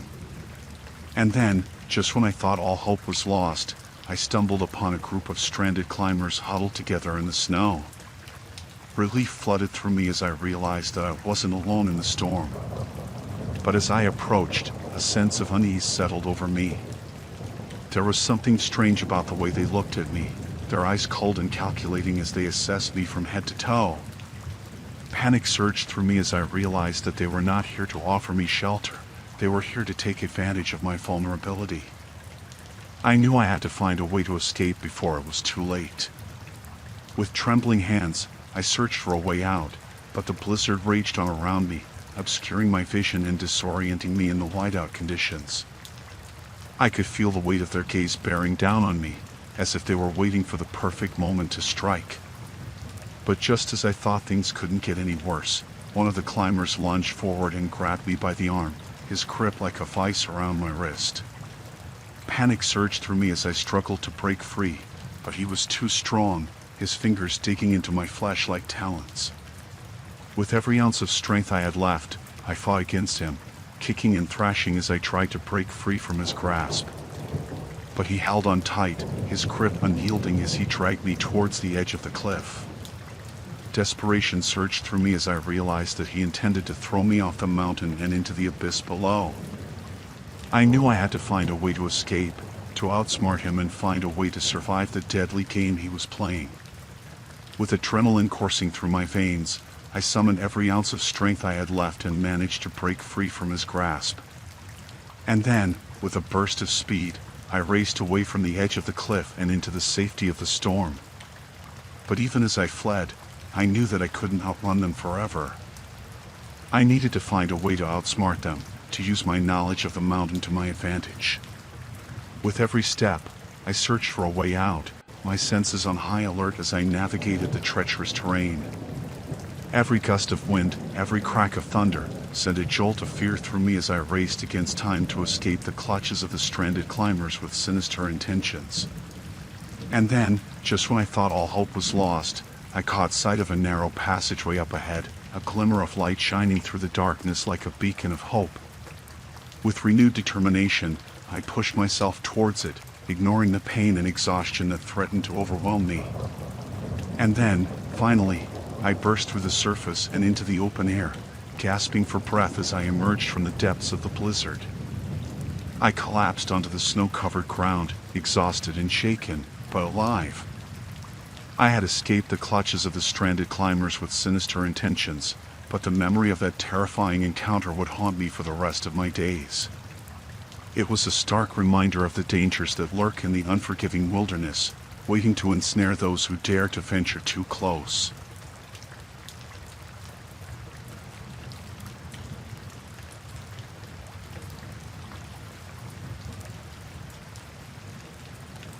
The road stretched out endlessly before me, winding its way through the heart of the countryside as I drove on my cross-country road trip. I had been traveling for days, exploring new destinations and scouting for potential spots to recommend to my clients back home.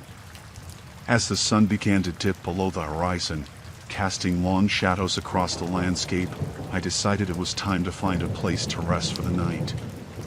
Spotting a quaint bed and breakfast nestled on the outskirts of a small town, I pulled into the gravel parking lot and parked my car.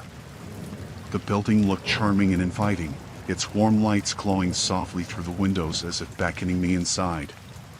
Stepping out of the car, I stretched my tired limbs and made my way to the front door, the crunch of gravel beneath my feet echoing in the stillness of the evening.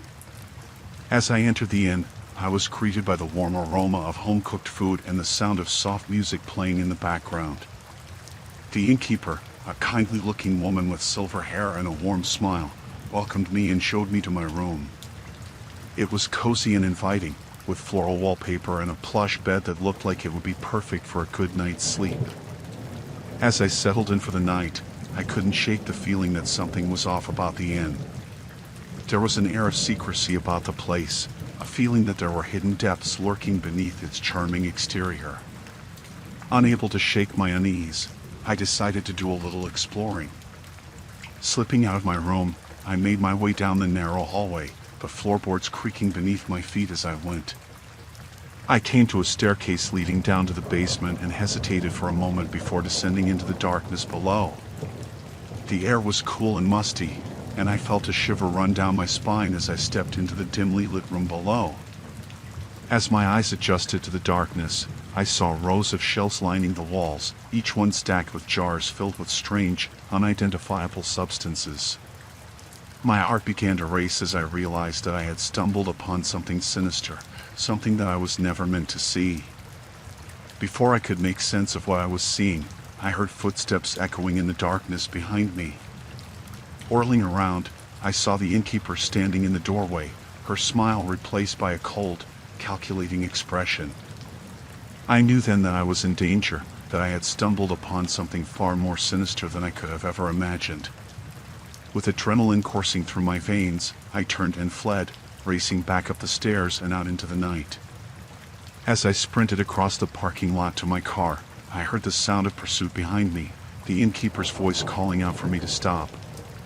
Ignoring her cries, I fumbled with my keys and threw myself into the driver's seat, slamming the door shut behind me and locking it tight. With trembling hands, I started the engine and peeled out of the parking lot, leaving the bed and breakfast far behind me. As I drove into the night, I couldn't shake the feeling of dread that had settled over me, the fear that I had narrowly escaped a fate far worse than anything I could have imagined. But one thing was for sure, I would never forget the terror of that night, the feeling of being hunted like prey in the darkness of that quaint little inn.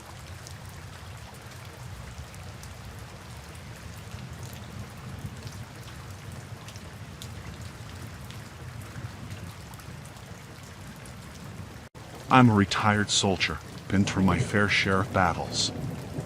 But nothing could have prepared me for what I encountered on that road trip through the Appalachian Mountains. I was on a mission, you could say. A mission to confront my past, to come to terms with the things I'd seen and done during my time in the military. But as I drove deeper into the mountains, I started to feel like I was being watched. Like there were eyes on me from every direction. I tried to shake off the feeling and focus on the road ahead, but it just kept getting stronger. And then, out of nowhere, I stumbled upon a group of people camped out in the woods. At first, I thought they were just hikers or something. But as I got closer, I could see that they were armed to the teeth and wearing some kind of uniform. I should have turned around and hightailed it out of there right then and there. But something inside me told me to stay and find out what was going on. So I parked my car and approached them cautiously, trying to keep my guard up despite the sinking feeling in my gut. They didn't seem hostile at first, just a bunch of guys talking about survival tactics and preparing for the end of the world. But the longer I stayed, the more I started to realize that something wasn't right. There was this tension in the air, like they were all waiting for something to happen. And then, one of them pulled me aside and whispered something about a game they liked to play. I didn't know what he was talking about at first, but then he started going on about how they liked to hunt people for sport. How they were waiting for the perfect prey to come along. I tried to play it cool and act like I was interested, but inside I was freaking out. I knew I had to get out of there before they realized who I really was. So I made up some excuse about needing to get back on the road and said my goodbyes. But as I turned to leave, I could feel their eyes boring into my back. I made it back to my car and peeled out of there as fast as I could, not stopping until I was miles away from that creepy campsite. I tried to put it out of my mind and focus on my original mission, but I couldn't shake the feeling that those survivalists were still out there, waiting for their next victim. I kept driving, pushing deeper into the mountains in search of answers. But everywhere I went, it felt like they were one step ahead of me. I started to feel like I was losing my mind, like I was trapped in some kind of twisted nightmare. But I refused to give up, refused to let those psychos get the best of me.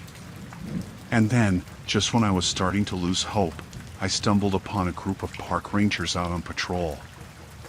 I told them everything about the survivalists and their sick game. They didn't waste any time launching an investigation, and before I knew it, they had rounded up the whole group and put them behind bars. I breathed a sigh of relief, knowing that I had done my part to put an end to their reign of terror.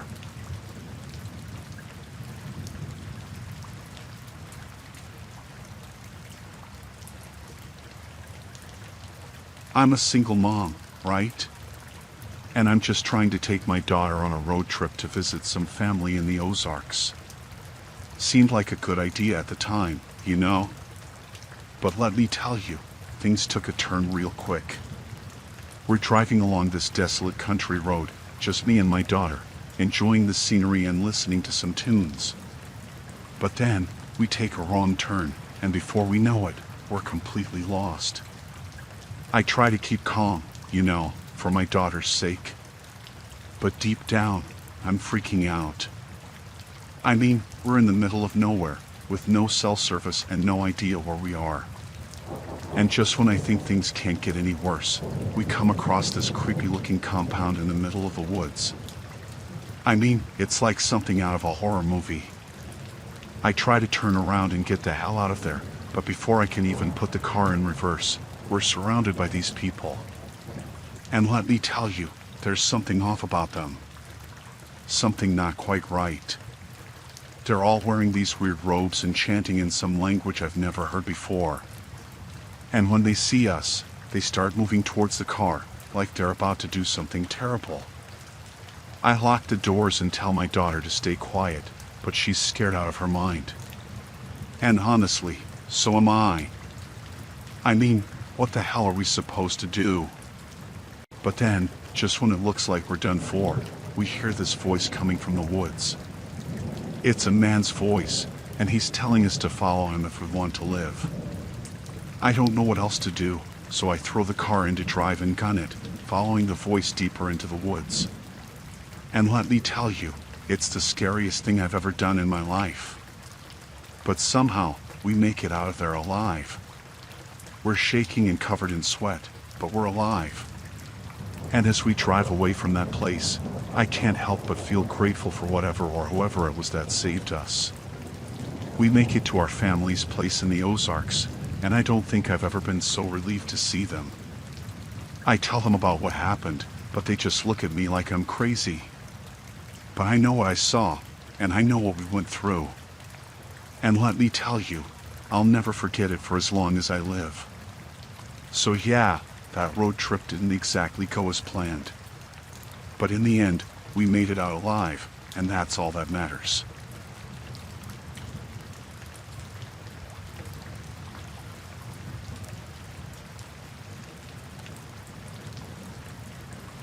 Picture this, I'm on this backpacking trip through Europe, just trying to see as much of the continent as I can. I've been traveling for weeks, hopping from one city to the next, and everything's been going great so far. But then I decide to take this detour through the countryside of Eastern Europe. I mean, I've heard it's beautiful out here, with all the rolling hills and quaint little villages. So I figure, why not check it out? I'm driving along these winding roads, just enjoying the scenery, when suddenly I realize that I have no idea where I am. I must have taken a wrong turn somewhere along the way, because none of this looks familiar. I start to panic a little. I mean, I'm out here all alone, with no cell service and no way to contact anyone for help. But then I see this village up ahead, nestled in a valley between the hills, and I figure maybe I can stop there and ask for directions.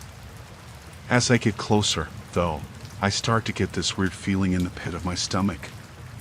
I mean, the village looks deserted, there's not a soul in sight, no cars parked on the streets, nothing. But I figure, what the hell, I've got nothing to lose, right? So I pull into the village square and park my car, and I get out to take a look around. The first thing I notice is how quiet it is. I mean, there's no birds chirping, no dogs barking, nothing. It's like the whole place is dead silent. I start walking down the street, calling out for anyone who might be around, but there's still no answer. It's like the village is completely abandoned, like everyone just up and left in the middle of the night. But then, just as I'm starting to get really creeped out, I hear this sound coming from one of the houses. It's like a faint scratching noise, like someone's trying to get out. I follow the sound to this old, rundown cottage at the edge of the village, and I can see that the door is cracked open just a little bit. I don't know why, but something compels me to go inside. I mean, I figure maybe someone's in trouble, and they need my help. So I push open the door and step inside, and that's when I see them, these people, huddled together in the corner of the room, their eyes wide with fear. I try to ask them what's wrong, but they just stare at me like I'm some kind of monster. And that's when I notice something else. There's this smell in the air, this sickly sweet smell that makes my stomach churn. I realize that something's not right here, that maybe I should get out while I still can. But before I can even turn around, I hear this voice behind me, low and menacing. I spin around, and there's this guy standing in the doorway, blocking my only way out. He's tall and lean, with this wild look in his eyes that makes my blood run cold. He starts talking to me, but I can't even make out what he's saying. It's like his words are coming from some other place, some other time, and all I can focus on is the fear twisting in my gut. I try to run, but he's faster than me, and before I know it, he's grabbed me by the arm and dragged me out of the cottage and into the street.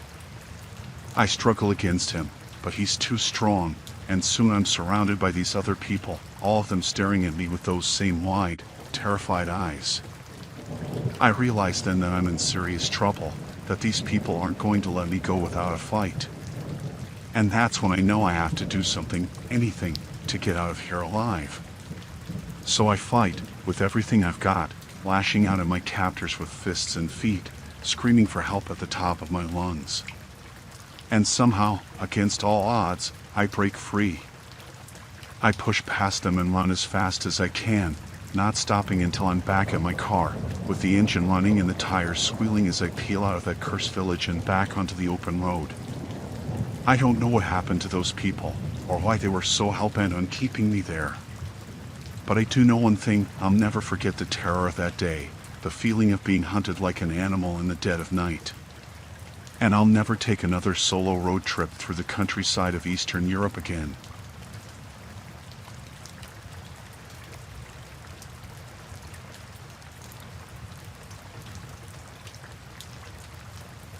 So, me and my dad were on this road trip down south.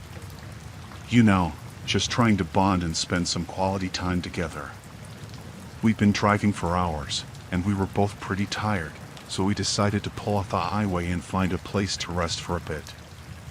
We come across this small town that's not on any of the maps, which is kinda weird, but we figure it's just one of those off-the-beaten-path kind of places.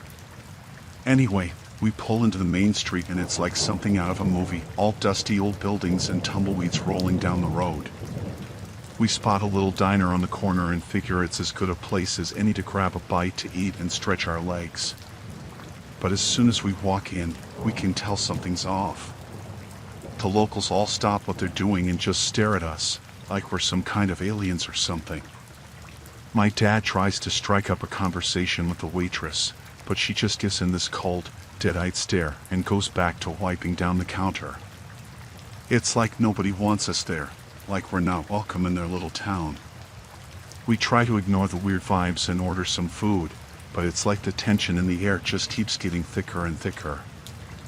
I can feel the hairs on the back of my neck standing up as we sit there, trying to eat our meal in peace. But then things start to escalate. One of the locals starts muttering under his breath, and before we know it, the whole diner is buzzing with whispered conversations and furtive glances in our direction. My dad tries to keep things light, cracking jokes and trying to make conversation with the other patrons, but it's like nobody wants to engage with us. It's like we're intruders in their little world, and they're not too happy about it. Feeling more than a little uncomfortable, we finish our meal as quickly as we can and head back out onto the street.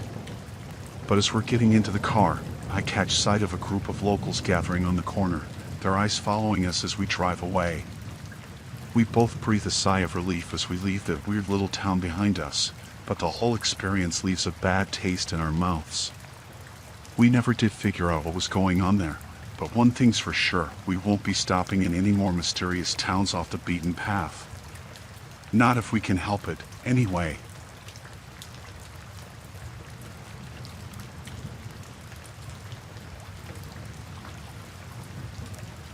Alright, so I gotta tell you about this messed up thing that happened to me. I was just minding my own business, doing my usual thing as a mechanic, when I got this distress call from some stranded person on this remote road. Now, normally I wouldn't bother with stuff like that, but it was late, and I guess I felt bad for whoever it was. So, I hop in my truck and head out to find this person. The road was deserted, and the whole scene had this eerie vibe to it, like something straight out of a horror movie. But I shrugged it off, thinking it was just my imagination playing tricks on me. Anyway, after what felt like forever, I finally spot the car up ahead. It was just sitting there on the side of the road, all alone in the darkness. I pull up behind it, expecting to see someone waving for help or whatever, but there's nobody there. No sign of the driver anywhere. Now, at this point, I'm starting to get a little freaked out. I mean, where the hell did this person go? So, I decide to take a closer look around the car, see if I can find any clues or something. And that's when things start to get really messed up. I notice these weird marks on the ground, like someone had been dragged away from the car. My heart starts racing as I follow the trail, my mind racing with all sorts of crazy thoughts. I eventually come to this clearing in the woods, and that's when I see it. There's this old, rundown shack sitting there in the middle of nowhere, and it looks like something straight out of a horror movie. I swear, I could feel my blood run cold as I slowly approached the place. But I had to know what was going on, so I muster up all the courage I have and go inside. And let me tell you, what I found in there was straight up nightmare fuel. The walls were covered in all sorts of messed up stuff, like creepy drawings and symbols that I couldn't even begin to understand. And then I see it. There's this makeshift altar in the center of the room, surrounded by candles and other weird crap. At this point, I'm freaking out. I know I need to get out of there, but it's like I'm frozen in place, unable to move. And that's when I hear it, this low, guttural growling coming from somewhere in the darkness. I don't waste any time. I turn and bolt out of there as fast as I can, my heart pounding in my chest the whole time. I don't stop running until I'm back at my truck, and even then, I don't feel safe. I peel out of there as fast as my truck will go, not stopping until I'm miles away from that godforsaken place. It took me a while to calm down after that, And even now, I still can't shake the feeling that something truly evil was lurking out there in those woods. So yeah, that's my story. Take it for what it's worth, but just know that if you ever find yourself on a deserted road in the middle of nowhere, you better think twice before stopping to help someone out. You never know what kind of nightmare you might stumble into.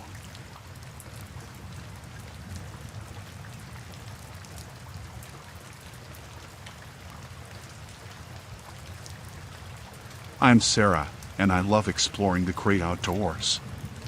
So, when I decided to take a road trip through the desert Southwest, I was beyond excited.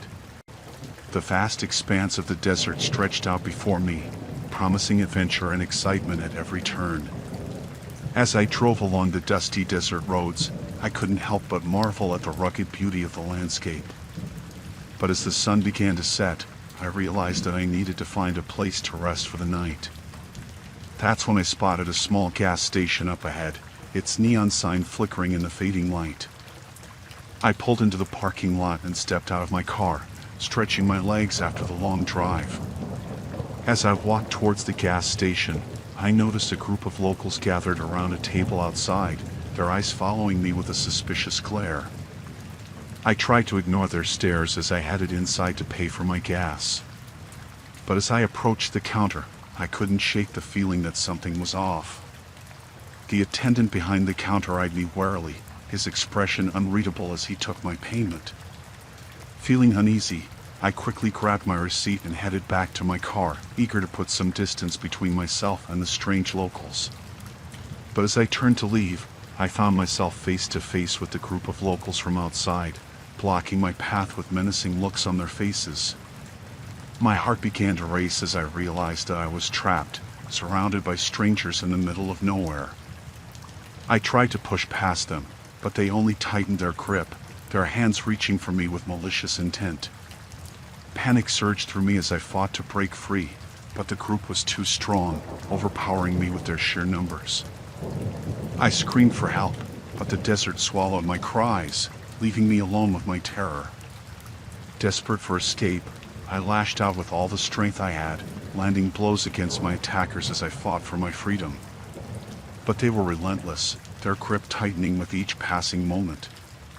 Just when I thought all hope was lost, I saw a glimmer of light in the darkness, the headlights of an approaching car.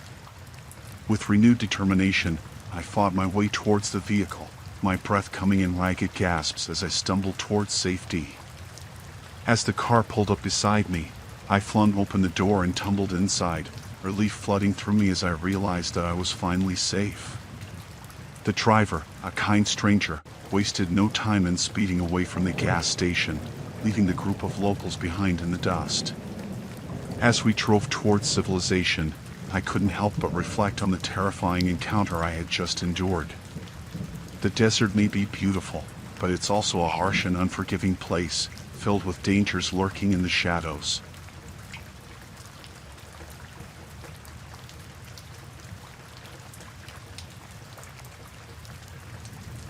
Me and my husband were on this road trip along the California coastline, just trying to enjoy some quality time together after our wedding.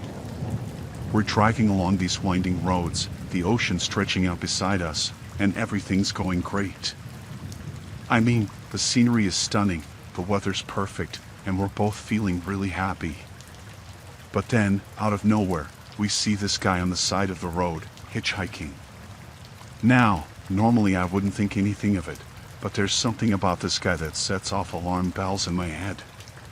He's got this wild look in his eyes, like he's not all there, you know? And he's waving his arms around like he's trying to flag us down, like he's desperate for a ride. My husband, being the kind-hearted guy he is, he pulls over to see if the guy needs help. But as soon as the guy gets in the car, I can tell that something's not right. He's fidgeting in his seat, looking around like he's expecting something to jump out at him. And then he starts talking in this low, raspy voice that sends shivers down my spine. He's saying all kinds of crazy stuff about how he needs to get to the next town because he's being chased by some people who want to kill him. And I'm just sitting there, frozen in my seat, trying to ignore the sinking feeling in my stomach. But then things start to get really weird. The guy starts reaching into his pockets, pulling out these knives and other weapons, and my heart starts pounding in my chest. I can see the fear in my husband's eyes, but he's trying to stay calm, trying to reason with the guy and get him to put the weapons away. But it's like the guy's not even listening to us. He's just ranting and raving, waving his weapons around like he's ready to use them at any moment. And that's when I know that we're in serious danger, that this guy isn't just some harmless hitchhiker looking for a ride. He's a threat, a real threat, and we need to get away from him as fast as we can. I start pleading with my husband to drive, to get us out of there before it's too late. And finally, thank God, he listens to me, slamming his foot down on the gas pedal and speeding away from the crazy hitchhiker as fast as the car will go. I can hear the guy yelling behind us, screaming threats and curses as we disappear into the distance. But I don't care. All I care about is getting as far away from him as possible, and making sure that me and my husband are safe. We drive for what feels like hours, the adrenaline pumping through our veins as we put as much distance between us and the hitchhiker as we can. And finally, when we're sure that he's nowhere near us anymore, we stop the car and catch our breath. We sit there in silence for a while, both of us trying to process what just happened. And then my husband turns to me, his eyes filled with concern, and he asks me if I'm okay. And I nod, because even though I'm still shaking with fear, I know that we're safe now, that we made it out of that nightmare alive. But even now, weeks later, I still can't shake the memory of that deranged hitchhiker, and the terror of knowing that our lives were in his hands. It's a road trip I'll never forget, for all the wrong reasons.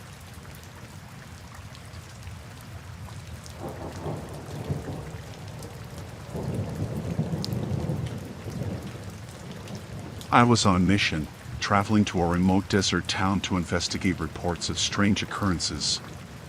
My heart pounded with excitement and trepidation as I navigated the dusty roads, the vast expanse of sand stretching out endlessly around me. As I arrived in the town, I couldn't shake the feeling of unease that settled over me like a heavy blanket.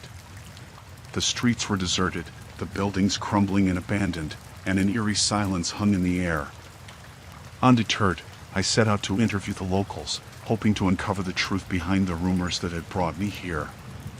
But as I spoke with them, I quickly realized that there was something deeply wrong with this place. The townsfolk were wary and guarded, their eyes flickering with fear as they spoke in hushed whispers. They told me of strange lights in the sky, of mysterious disappearances, and of a pervasive sense of dread that hung over the town like a dark cloud. Determined to get to the bottom of the mystery, I delved deeper into my investigation, scouring old newspaper archives and interviewing anyone who would talk to me. But the more I learned, the more terrified I became. I uncovered reports of secret government experiments, of shadowy figures lurking in the desert, and of a hidden underground facility where unspeakable horrors were said to take place. As I pieced together the puzzle, I realized that I had stumbled upon something far more sinister than I had ever imagined. The town was a hotbed of conspiracy and intrigue, and I was in way over my head. But I couldn't turn back now, couldn't abandon my quest for the truth. So I pressed on, my nerves frayed and my senses on high alert as I delved deeper into the darkness. As I delved deeper into the darkness, I began to attract unwanted attention. Strange men in suits began following me, their eyes cold and calculating as they watched my every move.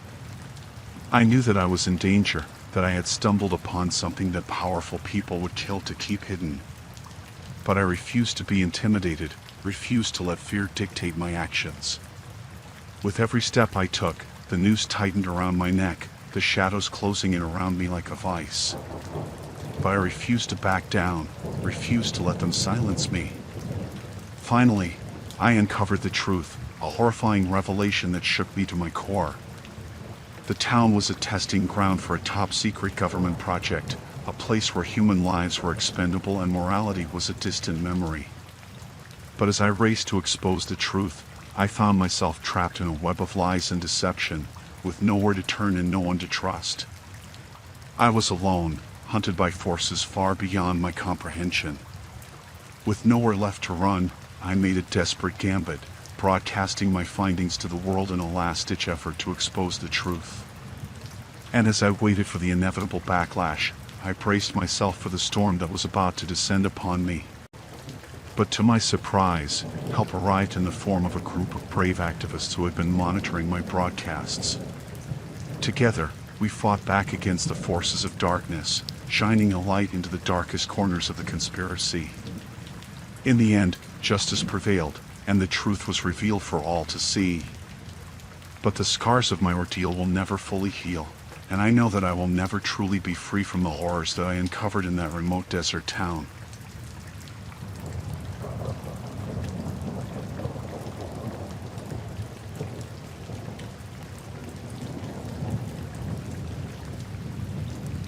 The storm raged outside, the wind howling through the trees and the rain pelting against the windows of my remote cabin in the woods. I huddled by the fireplace, the flames casting flickering shadows across the walls as I tried to ward off the chill that seeped in through the cracks. With each crash of thunder, my heart pounded in my chest, the darkness outside seeming to press in on all sides. I was alone, miles from the nearest town, with no one to turn to for help if things took a turn for the worse. As the hours passed, the power flickered and died, plunging the cabin into darkness.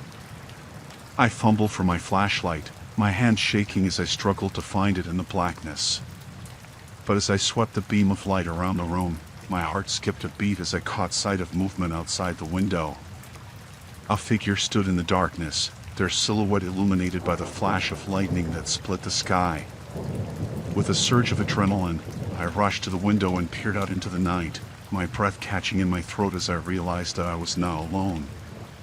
The figure was gone, vanished into the storm as quickly as they had appeared. But as I turned away from the window, a sense of unease settled over me like a heavy blanket. I couldn't shake the feeling that someone, or something, was out there in the darkness, watching, waiting. With a shiver, I retreated to the safety of the fireplace, the flames offering the only source of warmth and light in the cabin. But no matter how hard I tried to push the thought from my mind, I couldn't escape the feeling of being hunted, of being prey in a game I didn't understand. As the night wore on, the storm raged outside, the wind howling and the rain pounding against the roof. I huddled by the fire, my senses on high alert, listening for any sign of danger. But as the hours passed, exhaustion began to weigh heavily on my eyelids, and I found myself drifting off to sleep despite my best efforts to stay awake. I awoke to the sound of footsteps outside the cabin, the noise echoing through the darkness like a distant drumbeat. With a jolt, I sat up, my heart racing as I strained to listen for any sign of the intruder's approach. But the footsteps grew fainter, fading away into the night until all that was left was the sound of the storm raging outside. With a sigh of relief, I realized that the danger had passed, at least for now. But as I settled back into bed, I couldn't shake the feeling that I was being watched, that someone was out there in the darkness, biding their time until the perfect moment to strike. As the first light of dawn began to filter through the trees, I knew that I had to leave the cabin and seek help before it was too late. With a sense of urgency, I packed my things and prepared to make a run for it, hoping that I could reach safety before the storm returned. But as I stepped outside, I froze in my tracks, my blood running cold as I caught sight of the figure standing in the clearing ahead. They were tall and shadowy, their features obscured by the darkness as they watched me with eyes that seemed to gleam in the dim light. With a surge of fear, I turned and fled into the woods, my heart pounding in my chest as I ran for my life. Behind me, I could hear the sound of pursuit, the footsteps echoing through the trees as my unknown assailant closed in. But I refused to give up, pushing myself to run faster, to keep moving forward no matter what. And as I emerged from the woods, I saw the lights of civilization ahead, a beacon of hope in the darkness. With one final burst of energy, I raced towards safety, the sounds of pursuit fading away behind me as I reached the safety of the town. I collapsed to the ground, exhausted but alive, grateful to have escaped the darkness of the woods and the unknown terror that lurked within.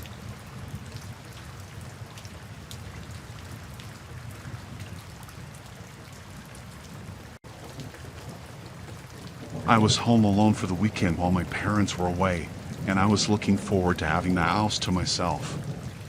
It was a typical suburban house, with nothing out of the ordinary, and I felt safe and comfortable there. As the evening rolled around, I decided to relax in my room, scrolling through my phone and listening to music. Everything seemed normal until I received a text message from an unknown number. At first, I didn't think much of it. It was probably just a wrong number or a spam message. But then I read the contents of the message, and a chill ran down my spine. The message was simple but chilling. I'm watching you. I felt my heart race as I looked around my room, suddenly feeling exposed and vulnerable. Who could be sending me such a creepy message? And how did they know I was home alone? I tried to shake off the feeling of unease and convince myself that it was just a prank. But then another message came through, this time more sinister than the last. I know you're alone. You should be scared. My hands were shaking as I typed out a response, demanding to know who was behind the messages. But there was no reply, just an eerie silence that seemed to stretch on forever. I felt a growing sense of dread as I realized that whoever was sending the messages wasn't just playing a harmless prank. They were actively threatening me, and I didn't know what to do. I considered calling the police, but what would I tell them? That I was receiving creepy text messages from an unknown number? It sounded ridiculous, and I didn't want to waste their time. Instead, I decided to barricade myself in my room, locking the door and pushing a heavy dresser in front of it. I felt a little safer knowing that I had taken some precautions, but the fear still gnawed at me. As the night wore on, I tried to distract myself by watching TV and reading a book, but I couldn't shake the feeling of being watched. Every creak of the house and every rustle of the wind outside sent my heart racing. Then, just as I was starting to relax a little, another text message came through, this one more menacing than the last. You can't hide from me. I'm coming for you. I felt a wave of panic wash over me as I realized that whoever was sending the messages wasn't just trying to scare me. They were planning something far more sinister, and I was their target. I considered calling the police again, but I knew that I couldn't wait for them to arrive. I needed to get out of the house, to find somewhere safe where I could call for help. With shaking hands, I unlocked the door and crept out into the hallway, trying to move as quietly as possible.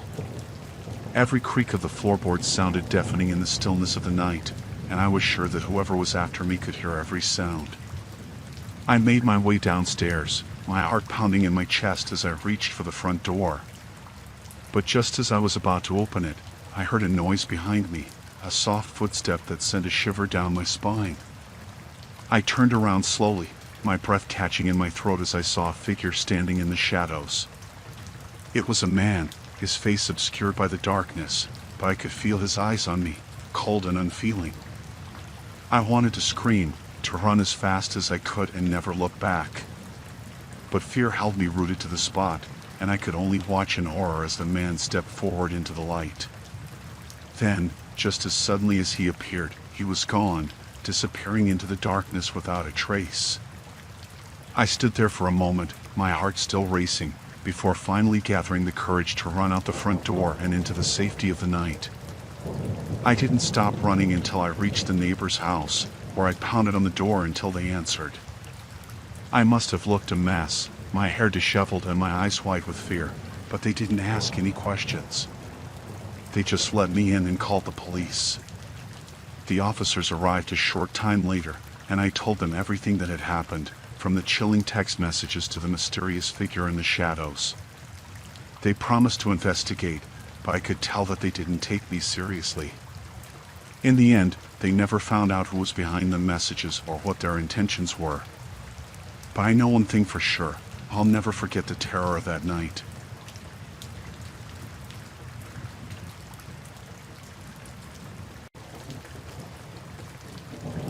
I had been driving for hours, the monotony of the journey broken only by the occasional flicker of my headlights illuminating the darkened forest on either side of the highway. As I rounded a bend in the road, I saw something up ahead, a figure standing by the side of the road, waving frantically in the darkness. My heart skipped a beat as I slowed down and pulled over to the side of the road, my headlights casting a pale glow on the figure's face. I rolled down the window and called out to the person, asking if they needed help. But as they stepped into the light, I felt a chill run down my spine. There was something off about them, something that sent alarm bells ringing in the back of my mind. Their eyes were wild and unfocused, darting back and forth as if searching for something unseen. Their clothes were dirty and torn, and there was a wild, desperate look in their eyes that made my blood run cold. Against my better judgment, I stepped out of the car and approached the person, asking them what was wrong. But instead of answering, they lunged at me, their hands reaching out as if to grab hold of me. Instinct took over, and I scrambled back to my car, slamming the door shut and locking it behind me. The person pounded on the windows, their screams echoing through the night, but I refused to let them in, my heart pounding in my chest as I fumbled for my phone. With shaking hands, I dialed 911 and reported the incident, my voice trembling as I described the person's erratic behavior.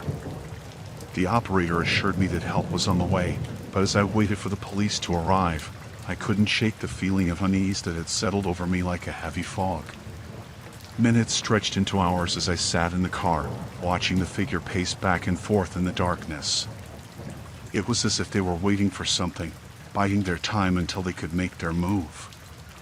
And then, just when I was beginning to lose hope, I saw the flashing lights of a police car approaching in the distance. Relief flooded through me as I watched them pull up beside me, the officers stepping out of the car and approaching the figure with caution. I watched as they wrestled the person to the ground, their screams echoing through the night as they were handcuffed and placed in the back of the police car. It was only then that I allowed myself to breathe a sigh of relief, the tension draining from my body as I watched the car drive away into the night. As I sat there in the darkness, waiting for the adrenaline to wear off, I couldn't help but wonder what had driven that person to such desperate measures.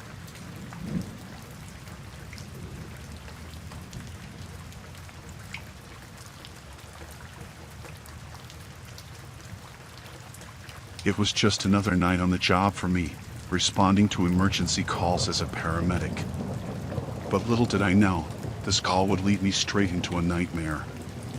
The call came at around midnight, reports of a car accident in a remote area on the outskirts of town. Without hesitation, I jumped into my ambulance and raced to the scene, adrenaline pumping through my veins. As I arrived at the location, I immediately sensed that something was off. The scene was eerily quiet, with no sign of any vehicles or injured individuals in sight. But before I could radio for backup, I heard the sound of footsteps approaching from behind. I turned around to see a group of people emerging from the darkness, their faces obscured by the shadows. My heart pounded in my chest as I realized that these were not the injured victims I had been expecting. They were criminals, and I had walked right into their trap. Before I could react, the group descended upon me, overpowering me with their sheer numbers. I struggled against them, but it was no use. They had me surrounded, and I was completely at their mercy. As they bound my hands and feet with zip ties, I knew that I was in serious trouble. My mind raced with thoughts of all the horrible things they could do to me out here in the middle of nowhere, with no one around to hear my screams for help. But I refused to give up without a fight. With every ounce of strength I had left, I fought back against my captors, landing blows wherever I could in a desperate bid to break free. Miraculously, my efforts paid off, and I managed to wriggle free from their grasp. But my victory was short-lived. As I scrambled to my feet and tried to make a run for it, one of the criminals tackled me to the ground, sending us both tumbling into the darkness. As we grappled on the ground, I could feel my strength waning, the adrenaline that had fueled me now fading away. But I refused to give up, knowing that my life depended on it. With one final burst of energy, I managed to break free from the criminal's grip and scramble to my feet. Ignoring the pain coursing through my body, I sprinted into the darkness, praying that I could outrun my pursuers and find safety. For what felt like an eternity, I ran blindly through the night, the sounds of pursuit echoing in my ears. But just when I thought I couldn't go on any longer, I saw a glimmer of light in the distance, the headlights of a passing car. With renewed hope, I pushed myself to go faster, my lungs burning and my legs aching with every step. And then, finally, I reached the safety of the road, where I collapsed in exhaustion as the car screeched to a halt beside me. The driver, a passerby who had stumbled upon the scene, wasted no time in helping me into their vehicle and driving me to safety. As we sped away from the nightmare that had unfolded in the darkness, I couldn't help but feel overwhelming gratitude for the stranger who had saved my life. Though the events of that night would haunt me for years to come, I knew that I was one of the lucky ones. I had survived. And as I looked back on the horrors I had faced, I vowed to never let my guard down again, knowing that danger could lurk around any corner.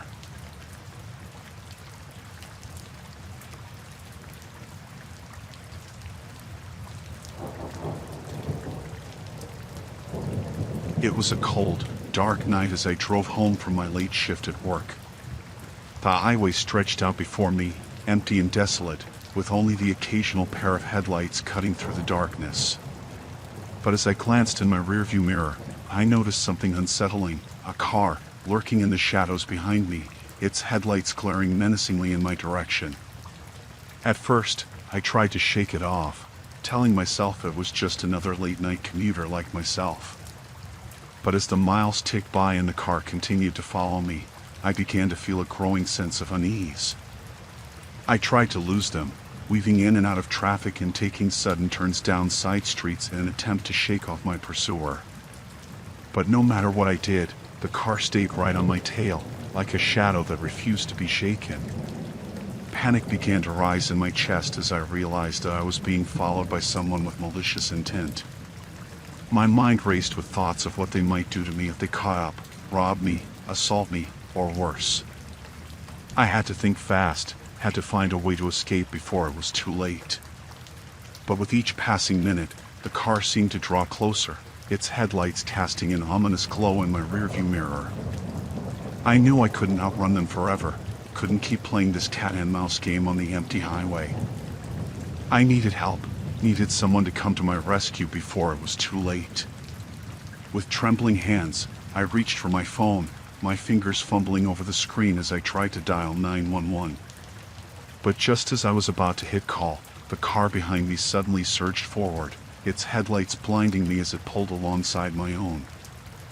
I screamed as I caught a glimpse of the driver, a shadowy figure, their face obscured by the darkness of the car's interior. I could feel their eyes on me, cold and predatory, as they matched my speed and forced me off the road. I tried to fight back, to swerve away from them and escape their clutches, but it was no use. The car slammed into mine with a sickening crunch, sending me careening off the road and into the darkness beyond. I felt my heart pound in my chest as I struggled to regain control of my car, the sound of metal scraping against metal filling the air as I fought to keep from crashing. But just when it seemed like all hope was lost, I saw it, the glow of streetlights up ahead, the promise of safety and salvation in the distance. With one final burst of adrenaline, I pushed down on the gas pedal and raced towards the lights, my heart pounding in my chest as I prayed that help would come in time. And then, just when it seemed like all was lost, I heard the sound of sirens in the distance, growing louder and louder with each passing moment. I breathed a sigh of relief as I saw the flashing lights of a police car up ahead, the beacon of hope I had been praying for. With renewed determination, I pressed on towards them, my eyes fixed on the safety that lay just beyond my reach. And then, finally, mercifully, they were there, the police officers leaping out of their car and moving in on my attacker with guns drawn and ready for action. I watched in awe as they apprehended the driver, their swift and decisive action bringing an end to my terrifying ordeal. As I sat there in the darkness, shaking with fear and relief, I couldn't help but feel grateful for the second chance I had been given.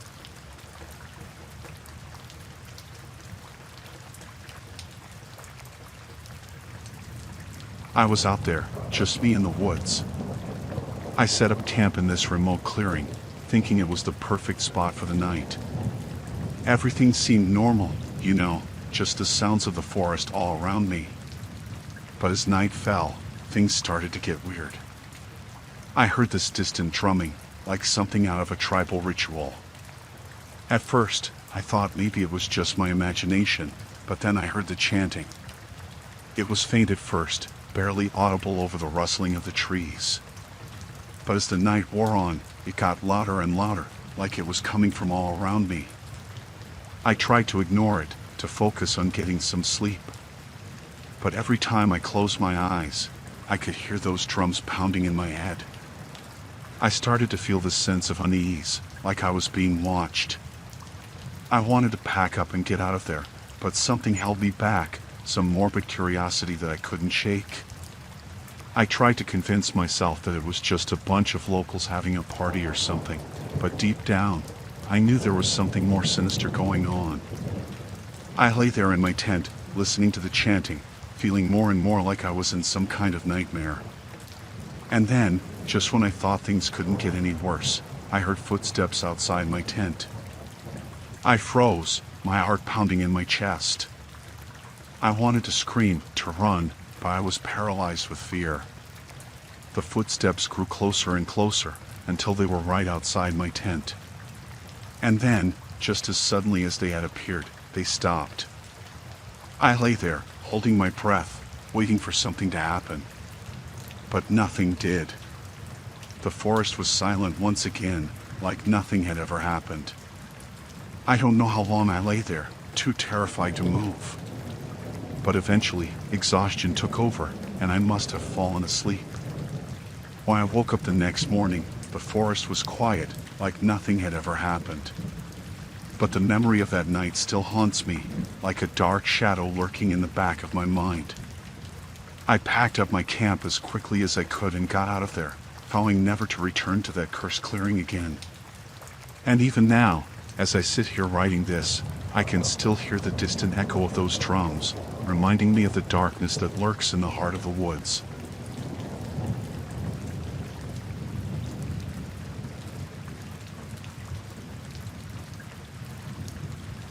The island was shrouded in mystery, its dense jungle canopy hiding secrets just waiting to be uncovered. With my trusty machete in hand, I hacked my way through the underbrush, eager to see what lay hidden within its depths. And then, just when I thought I had seen everything the island had to offer, I stumbled upon a hidden temple nestled deep in the jungle. Its stone walls were covered in intricate carvings, depicting scenes of ancient rituals and ceremonies. Intrigued, I decided to explore further, eager to uncover the secrets hidden within the temple's depths. But as I ventured deeper into its corridors, a sense of unease settled over me. The air grew colder as I descended into the darkness, the sound of my footsteps echoing off the walls. I could feel the weight of centuries pressing down on me, as if the very walls of the temple were alive with ancient energy. But then, just when I thought things couldn't get any worse, I heard the sound of movement up ahead, a soft rustling that sent a chill down my spine. I froze in place, my heart pounding in my chest as I strained to listen for any sign of danger. And then, to my horror, I caught sight of them, shadowy figures lurking in the darkness, their eyes gleaming with malevolent intent. Panic surged through me as I realized that I was not alone in the temple. With trembling hands, I searched for a way out, but the corridors seemed to twist and turn in on themselves, leading me deeper into the heart of the temple. I knew I had to find a way to escape before it was too late. But as I searched for an exit, I stumbled upon a chamber filled with ancient artifacts, golden idols, jewel-encrusted masks, and ornate carvings that seemed to pulse with energy. It was like something out of a nightmare, a testament to the power of the curse that lay dormant within the temple's depths. Panic surged through me as I realized that I had unwittingly awakened a curse, unleashing its wrath upon myself. I knew I had to find a way to break the curse before it consumed me completely. With every ounce of strength I had left, I fought to resist the curse's influence, but it seemed to seep into my very soul, twisting and corrupting me from within. I could feel its dark power coursing through my veins, threatening to consume me entirely. But then, just when I thought all hope was lost, I caught sight of a glimmer of light up ahead, a sign that there was still a chance for me to escape. With renewed determination, I pushed myself towards it, ignoring the pain and exhaustion that threatened to overwhelm me.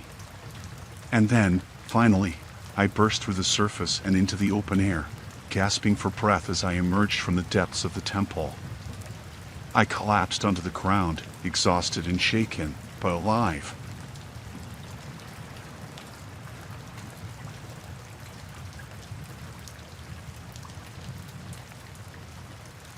I was cruising through the desert, just me and the open road stretching out before me. The sun beat down relentlessly, turning the landscape into a shimmering mirage. I hadn't seen another car for miles, so when I spotted a minivan pulled over on the side of the road, I figured they must be in trouble.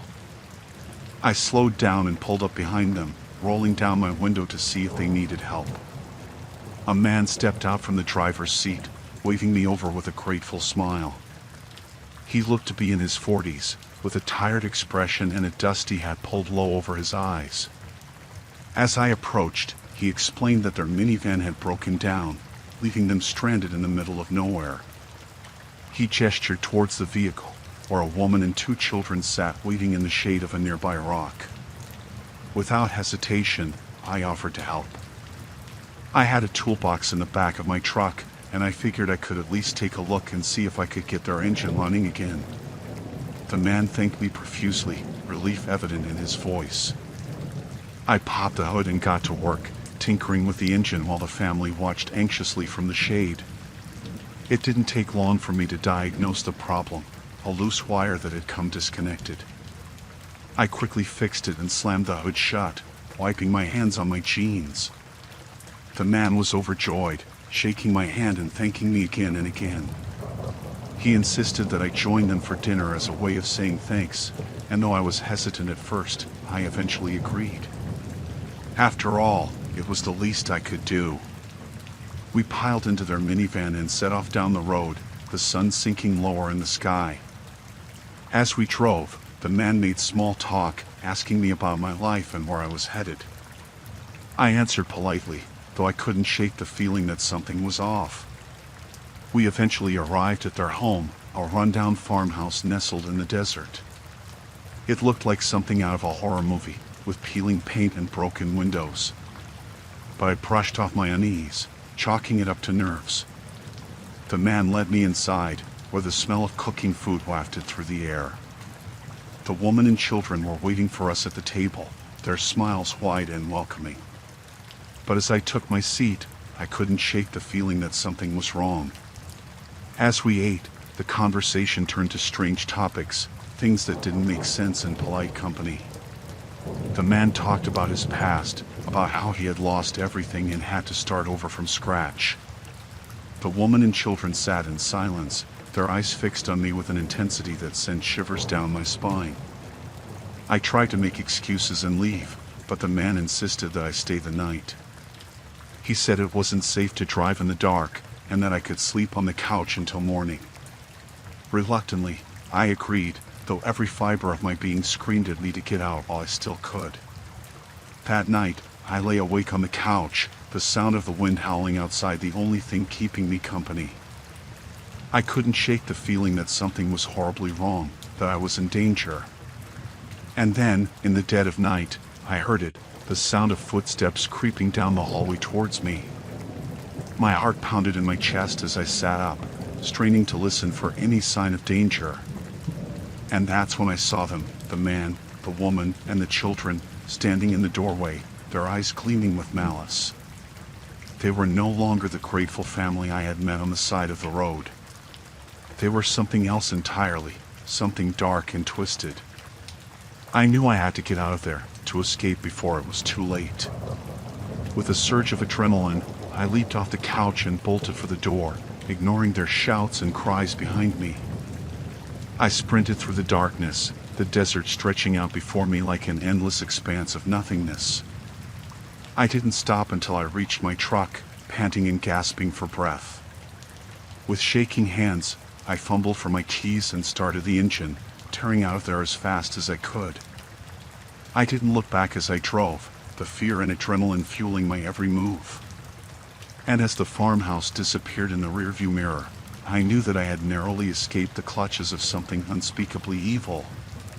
But the memory of that night would haunt me forever, a reminder of the darkness that lurks in the most unexpected of places.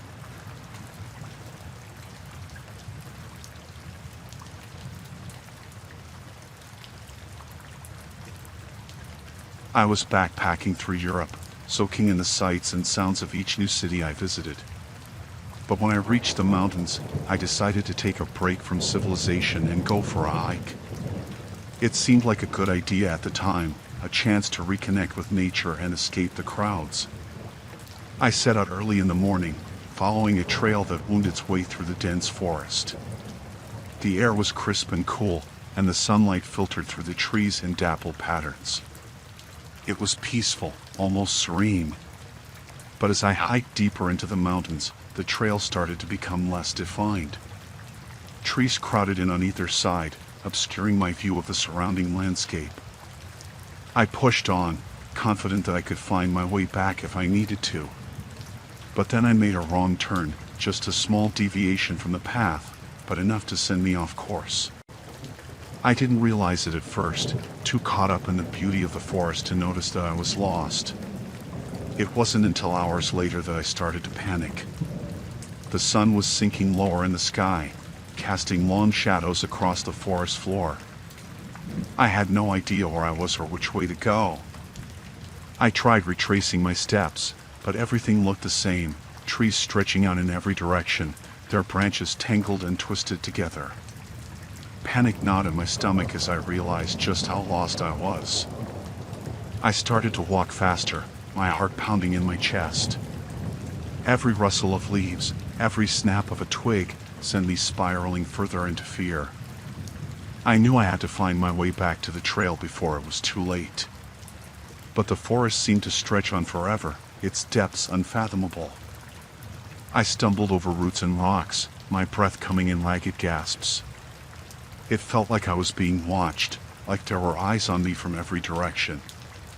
And then, just when I thought I couldn't go on, I saw it, a clearing up ahead, a break in the trees that promised safety and salvation. With renewed determination, I pushed forward, desperate to escape the suffocating grip of the forest. But as I stepped into the clearing, my heart sank. It wasn't the trail that awaited me, but a desolate expanse of rocky terrain, with no signs of civilization in sight. I sank to my knees, tears stinging my eyes as I realized the gravity of my situation. I was truly lost, with no one to help me and no way to find my way back. But even in my darkest moment, I refused to give up. With a shaky breath, I forced myself to stand and keep moving, determined to find my way out of the forest no matter what it took. And then, just when I thought all hope was lost, I heard it, the distant sound of voices, calling out through the trees. Relief flooded through me as I stumbled towards the sound, my legs aching and my throat raw with thirst. And then, just when I thought I couldn't go on, I burst through the trees and into the arms of a group of hikers who had been searching for me. They had heard my cries for help and had followed the sound, leading them straight to me. I collapsed into their arms, overcome with gratitude and exhaustion. I had made it out alive, but the memory of those dark woods would haunt me for the rest of my days.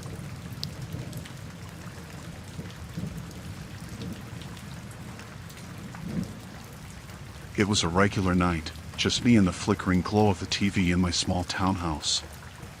I'm a cop, so I've seen my fair share of creepy stuff, but nothing could have prepared me for what was about to happen.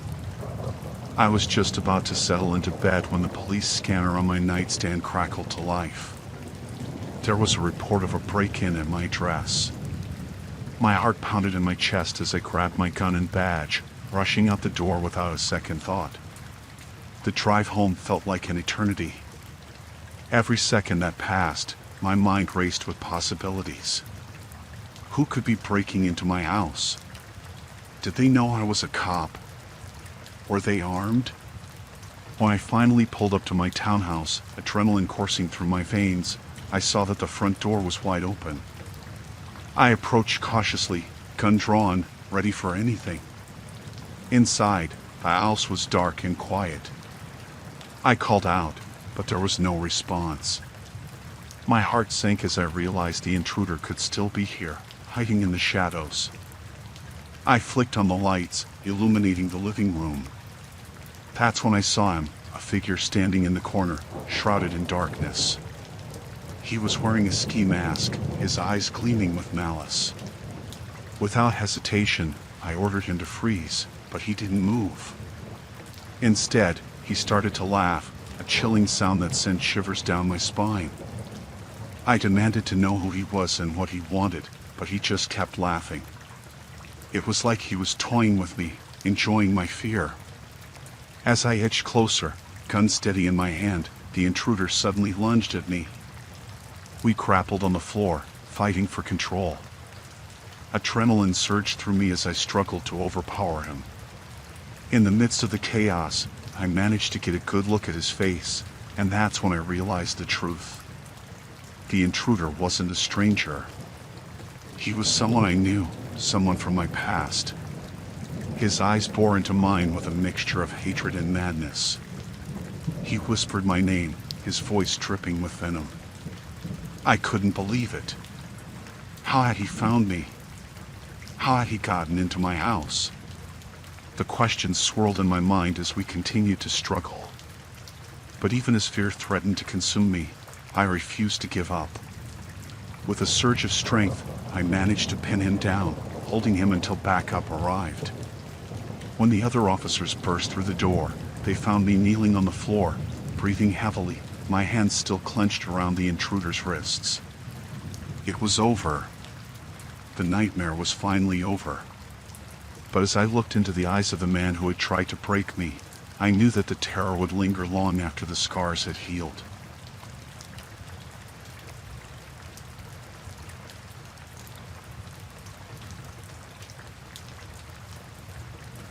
It was just like any other night. I had finished editing some photos from a shoot and decided to unwind in the comfort of my loft apartment. The soft glow of the city lights seeped through the windows, casting shadows on the exposed brick walls. As I made my way to the bathroom to freshen up before bed, something caught my eye, a small, black object tucked away in the corner near the ceiling. Curiosity piqued, I approached cautiously, reaching out to inspect it. My heart skipped a beat when I realized what it was, a camera. Hidden in plain sight, its lens pointed directly at the bathtub. Panic surged through me as I frantically searched for any more of these devices. Sure enough, I found them. Hidden cameras strategically placed throughout my apartment, in the living room, the bedroom, even the kitchen. My sanctuary had been violated, and I felt exposed, vulnerable. Who could have done this? How long had they been watching me? Questions swirled in my mind as I grappled with the invasion of privacy. With trembling hands, I disconnected each camera, trying to regain a sense of control over my own space. But the damage had been done, the sense of security I once felt in my home shattered. I couldn't shake the feeling of being watched, even after removing the cameras. Every creak of the floorboards, every shadow in the corner of my eye, sent shivers down my spine. Sleep eluded me that night. Instead, I lay awake, my mind racing with paranoia and fear. Who was behind this? Were they still watching me, even now? The next day, I reached out to the authorities, filing a report and installing security measures in an attempt to protect myself. But the sense of unease lingered, a constant reminder of the violation I had experienced. Days turned into weeks, and still, I couldn't shake the feeling of being watched.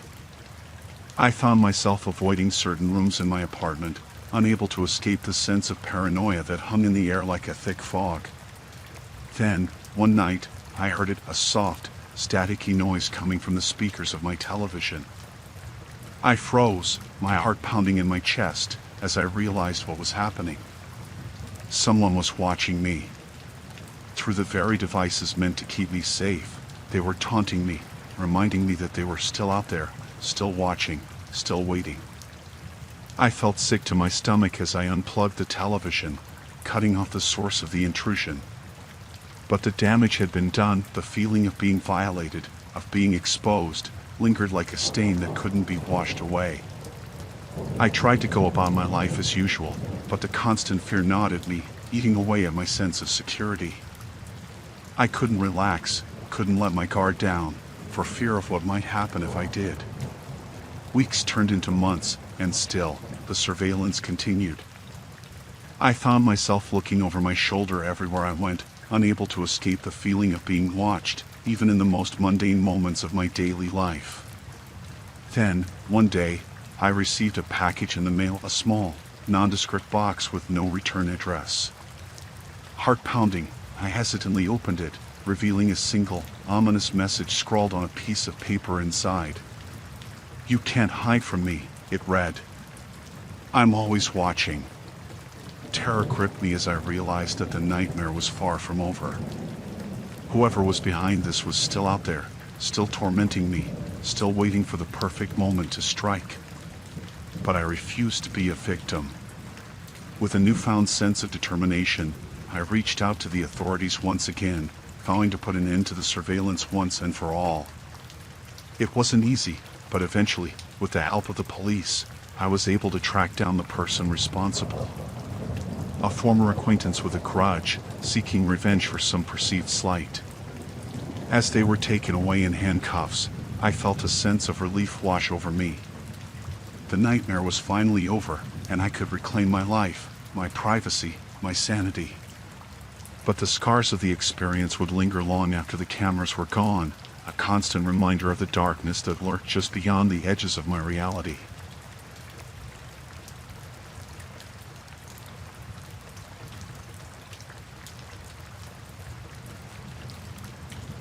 I woke up to the sound of the lights flickering uncontrollably in my apartment. At first, I thought it was just a power surge, but as I rubbed the sleep from my eyes and sat up in bed, I realized that something wasn't right. With a sense of unease creeping over me, I climbed out of bed and made my way to the hallway, my heart pounding in my chest as I peered out into the darkness. That's when I saw it, a strange figure lurking in the shadows, their features obscured by the dim light from the flickering bulbs. My blood ran cold as I realized that I was now alone. I hesitated, unsure of what to do next. Should I confront the intruder? Or should I call the police and wait for help to arrive? But as I stood frozen in the hallway, the figure turned and disappeared into the darkness, leaving me alone with my thoughts and my growing sense of dread. With trembling hands, I reached for my phone and dialed 911, my voice shaking as I explained the situation to the operator on the other end of the line. But as I waited for the police to arrive, I couldn't shake the feeling that I was being watched, that the figure was still out there, lurking in the shadows, waiting for the perfect moment to strike. Minutes passed like hours as I paced the hallway, my eyes darting nervously from side to side as I listened for any sign of movement outside my door. And then, just when I thought I couldn't take it anymore, I heard the sound of footsteps echoing through the hallway, growing louder and closer with each passing second. With a sinking feeling in the pit of my stomach, I realized that the figure was coming back, and this time, they weren't alone. I backed away from the door, my heart pounding in my chest as I searched frantically for a way out. But there was nowhere to hide, nowhere to run. And then, just as the footsteps reached my door, the lights flickered once more, plunging the hallway into darkness. With a sense of panic rising in my chest, I braced myself for the worst, ready to defend myself against whatever horrors lurked outside my door. But as the seconds ticked by and the darkness pressed in on all sides, I realized that the figure was gone, vanished into the night like a shadow in the wind. With a sigh of relief, I sank to the floor, my heart still racing as I struggled to make sense of what had just happened. But as I sat there in the darkness, I knew that I would never forget the terror of that night.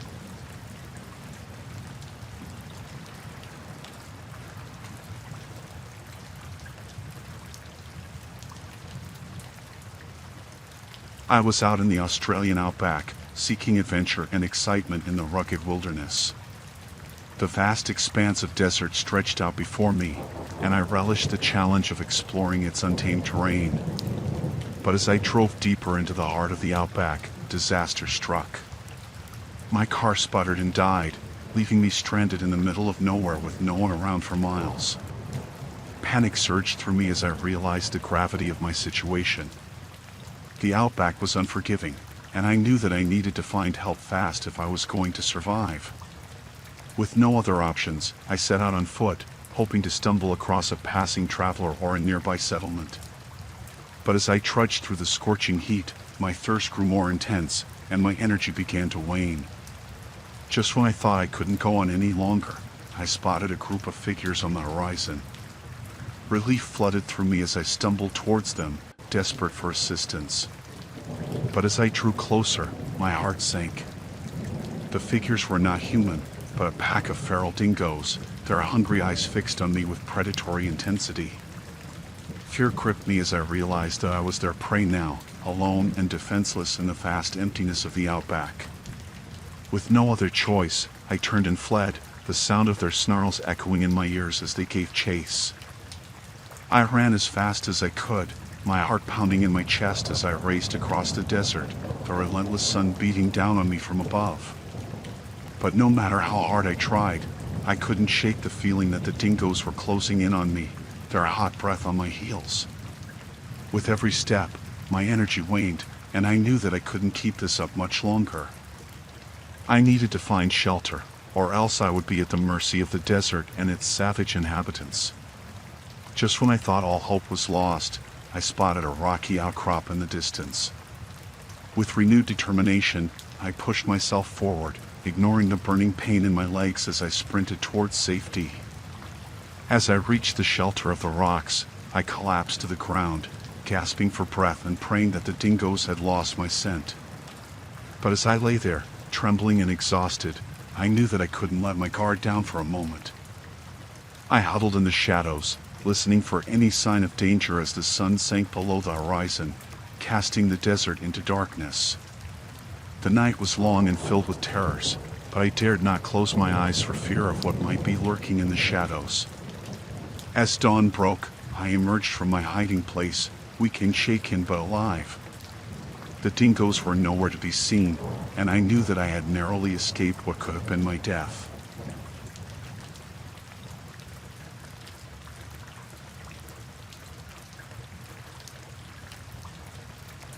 I'm a musician, been on tour for a while now. Things were going pretty smooth until my tour bus decided to break down in the middle of nowhere. And when I say nowhere, I mean a small Texas town that I've never even heard of. So here I am, stranded in this deserted town with no idea how to fix the bus or when help is gonna arrive. I figure I might as well make the most of it and explore the place while I wait. But let me tell you, this town gives me the creeps. The streets are empty, and the buildings look like they haven't been touched in years. It's like something out of a zombie movie. As I wander around, I start to notice something strange about the few people I do see. They're all staring at me with these blank expressions, like they're sizing me up or something. I try to brush it off and keep exploring, but the feeling of being watched just won't go away. It's like I can feel eyes on me from every direction. And then, just when I think things can't get any weirder, I stumble upon this old abandoned factory on the outskirts of town. It's massive, with broken windows and graffiti covering the walls. I figure I might as well check it out, see if there's anything interesting inside. But as soon as I step through the door, I realize I've made a huge mistake. The place is pitch black, and I can hear strange noises coming from deeper inside. I try to turn back, but before I can even take a step, I feel something grab me from behind. I struggle and fight, but whatever it is, it's too strong.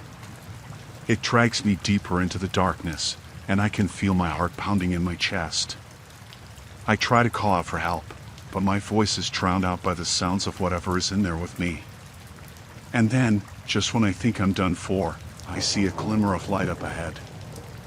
I fight with everything I've got, and finally, I break free and stumble out into the open air. I collapse on the ground, gasping for breath and covered in sweat. I have no idea how long I was in there or what happened, but I know one thing for sure. I need to get out of this town, and fast. I scramble to my feet and run as fast as I can, not stopping until I'm back in the relative safety of the main street. But even then, I can't shake the feeling that something is still out there, watching me. I manage to flag down a passing car and hitch a ride back to civilization. I don't know what the hell was going on in that town, and frankly, I don't want to stick around long enough to find out. I make it back to my tour bus and wait for the mechanic to arrive. When he finally does, I waste no time getting the hell out of there, putting as much distance between me and that cursed town as possible. I may never know what really happened in that place, but one thing's for sure, I'll never forget the terror I felt while I was there. And I'll be damned if I ever set foot in that town again.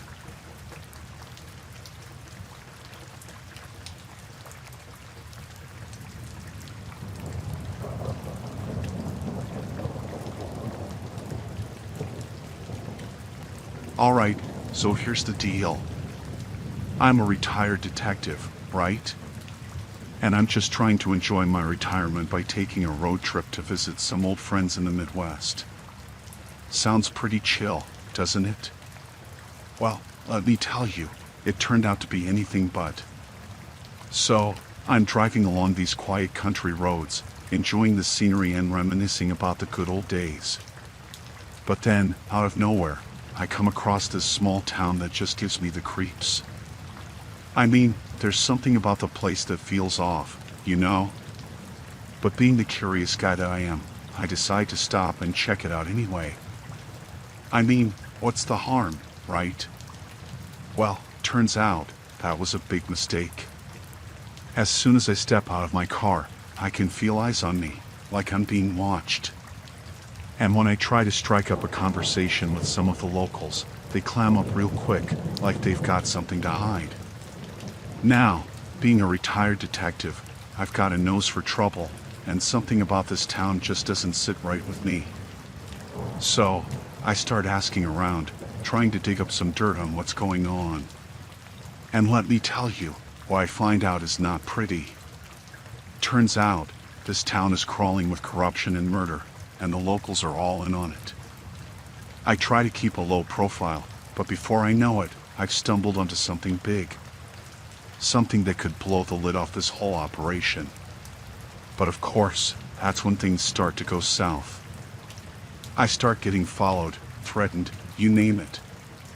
It's like these people will stop at nothing to keep their secrets buried. I try to stay one step ahead of them, using all my old detective skills to outsmart them. But it's not easy, let me tell you. These guys are ruthless, and they'll do whatever it takes to protect their interests. I find myself getting deeper and deeper into the thick of it, uncovering more and more evidence of their crimes. And the worst part is, I'm all alone out here, with no backup to call on. But I refuse to back down. I've spent my whole life fighting for justice, and I'm not about to stop now.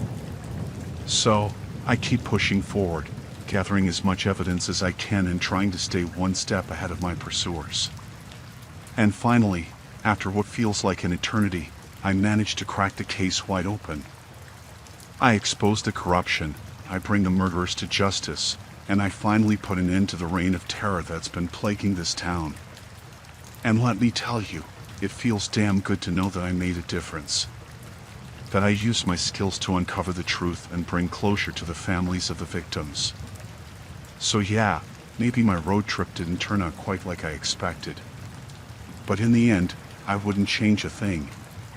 Because sometimes, you've got to confront the darkness head on, no matter how scary it might be.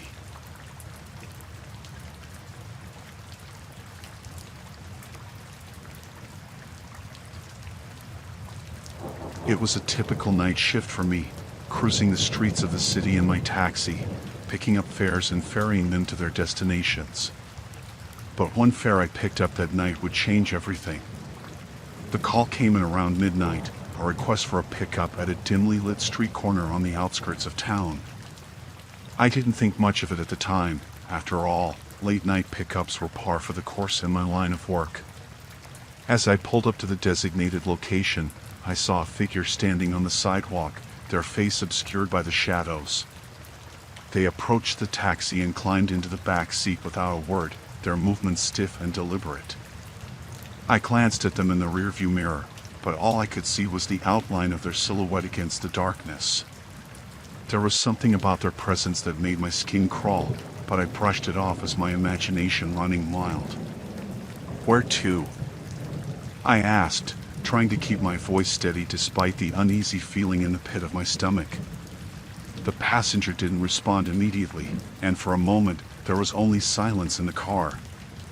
Then, in a voice that sent a chill down my spine, they instructed me to take them to a remote location far outside the city limits. I hesitated for a moment, my mind racing with thoughts of all the horror stories I'd heard about taxi drivers being lured into dangerous situations by unsuspecting passengers. But I pushed aside my fears and started the engine, determined to do my job and get the fare over with as quickly as possible. As we drove deeper into the countryside, the roads grew increasingly deserted, the only light coming from the dim glow of the moon overhead. I stole glances at the passenger in the rearview mirror, but their face remained hidden in the shadows. Suddenly, without warning, the passenger spoke again, their voice low and menacing. They instructed me to pull over to the side of the road, claiming they needed to make a quick stop. My heart hammered in my chest as I complied with their request, pulling the taxi to a stop on the deserted roadside. I watched with growing apprehension as the passenger climbed out of the car and disappeared into the darkness. Minutes ticked by, but the passenger didn't return. Panic began to claw its way up my throat as I realized I was alone on a deserted road in the middle of nowhere with no idea what was happening. Just as I was about to abandon the taxi and make a run for it, I heard the sound of footsteps approaching from behind. I froze, my heart pounding in my ears as I waited for whatever horror awaited me. But to my relief, it was not the passenger who emerged from the darkness, but a figure clad in a police uniform. Relief flooded through me as I rolled down the window and greeted the officer, explaining the strange situation I found myself in. The officer listened intently to my story, his expression grave as he took in the details. Without a word, he instructed me to follow him back to the station, where he promised to get to the bottom of what had happened. As we drove back to the safety of the city lights, I couldn't shake the feeling of dread that lingered in the pit of my stomach. What had my passenger been planning? And what horrors awaited me on that deserted road in the dead of night? Though I may never know the answers to those questions, one thing was for certain: I would never forget the terror of that night as long as I lived.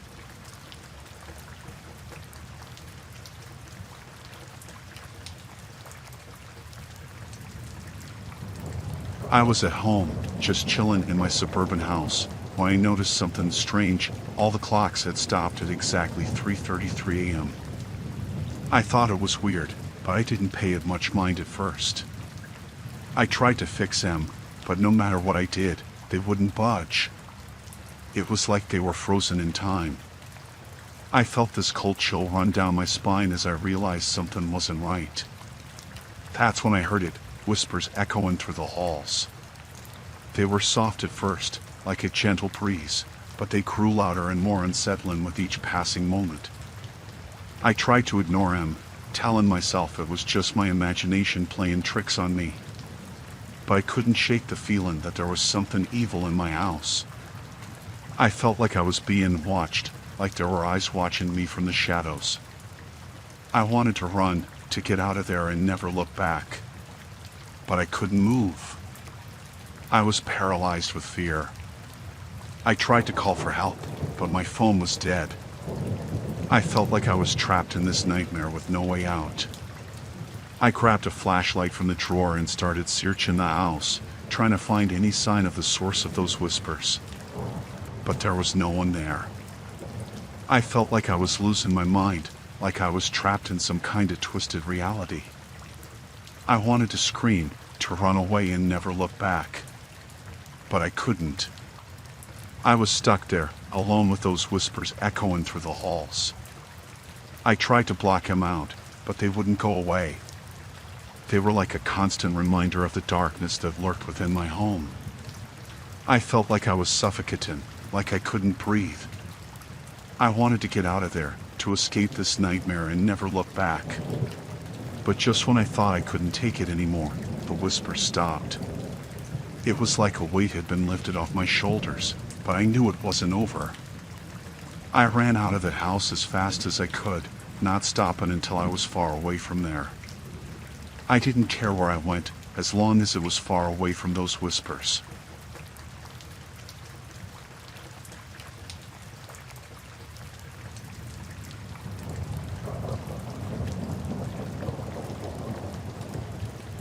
I was leading this group of tourists on a camping trip in the middle of nowhere. We were deep in the forest, surrounded by towering trees and the sounds of nature all around us. Everything seemed normal, just another day in the woods. But then, we stumbled upon this weird stone circle hidden among the trees. It was like something out of a horror movie, all ancient and ominous looking. I should have known better than to mess with stuff like that, but curiosity got the best of me. I started poking around the circle, trying to figure out what it was all about. And that's when things started to get weird. The air around us felt heavy, like there was something watching us from the shadows.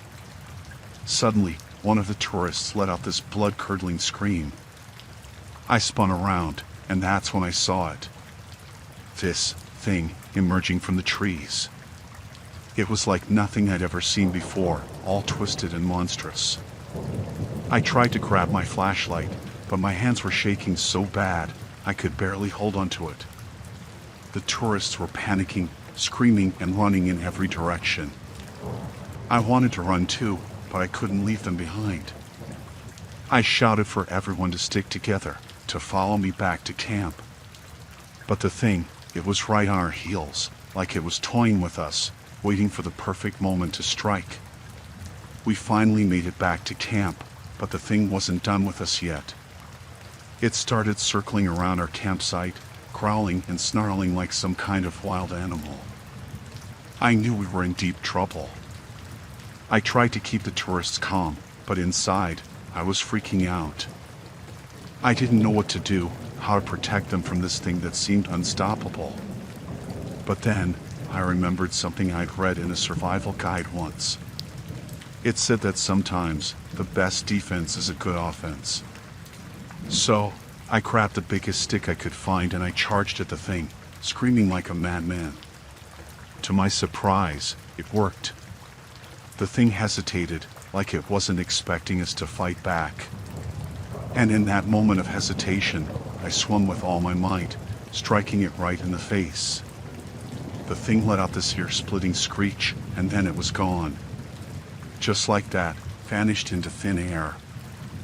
I couldn't believe it. We actually survived.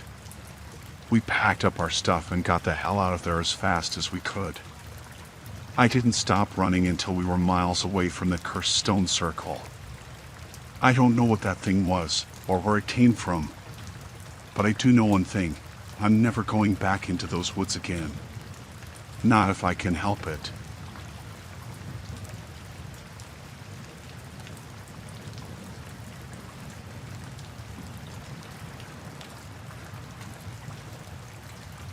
I was alone in my cabin, just chilling after a long day of fixing cars. The night was quiet, only the sound of crickets outside. Suddenly, I heard it, a distant rumble of an engine. I peered out the window, trying to see what's up. Didn't expect to see a car coming down my driveway at this hour. My heart started racing when I saw a bunch of figures get out of the car. They were wearing masks, creepy ones. I didn't recognize them. Panic started crawling up my spine. What were they doing here? I had this gut feeling that something ain't right. I locked the door, but I could hear them outside, talking in low voices. They were up to no good. I could sense it. My mind was racing, trying to figure out what to do. I grabbed my phone, ready to call for help, but there was no signal. Figures. I was on my own. Then, they started banging on the door, demanding to be let in. My heart was pounding so hard, I thought it was gonna burst out of my chest. I was sweating bullets, trying to stay calm. I heard him talking about breaking in. My mind was spinning, trying to come up with a plan. I couldn't just sit there and wait for him to bust through the door. I remembered I had some tools in the garage, heavy stuff. I grabbed a wrench, holding onto it like my life depended on it. 'Cause it did. When they finally broke through the door, I was ready. Adrenaline was pumping through my veins as I swung that wrench, fighting for my life. It was chaos, fists flying, shouts echoing through the cabin. I managed to knock one of them down, but there were still more coming. They were relentless, like a pack of wolves. I was scared, but I wasn't gonna let him win. I fought like hell, every swing of that wrench fueled by fear and desperation. I could feel bruises form on my body, but I didn't stop. Couldn't stop. Finally, I saw my chance and bolted for the door. I ran like I never ran before, heart pounding in my ears. I could hear him shouting behind me, but I didn't look back. I made it to the woods, ducking and weaving through the trees like my life depended on it, 'cause it did. I didn't stop till I reached the main road, panting and gasping for breath. I didn't look back till I reached town. The cabin was far behind me, but the memory of that night would haunt me forever. I survived, but I'd never forget the terror of being hunted in my own home.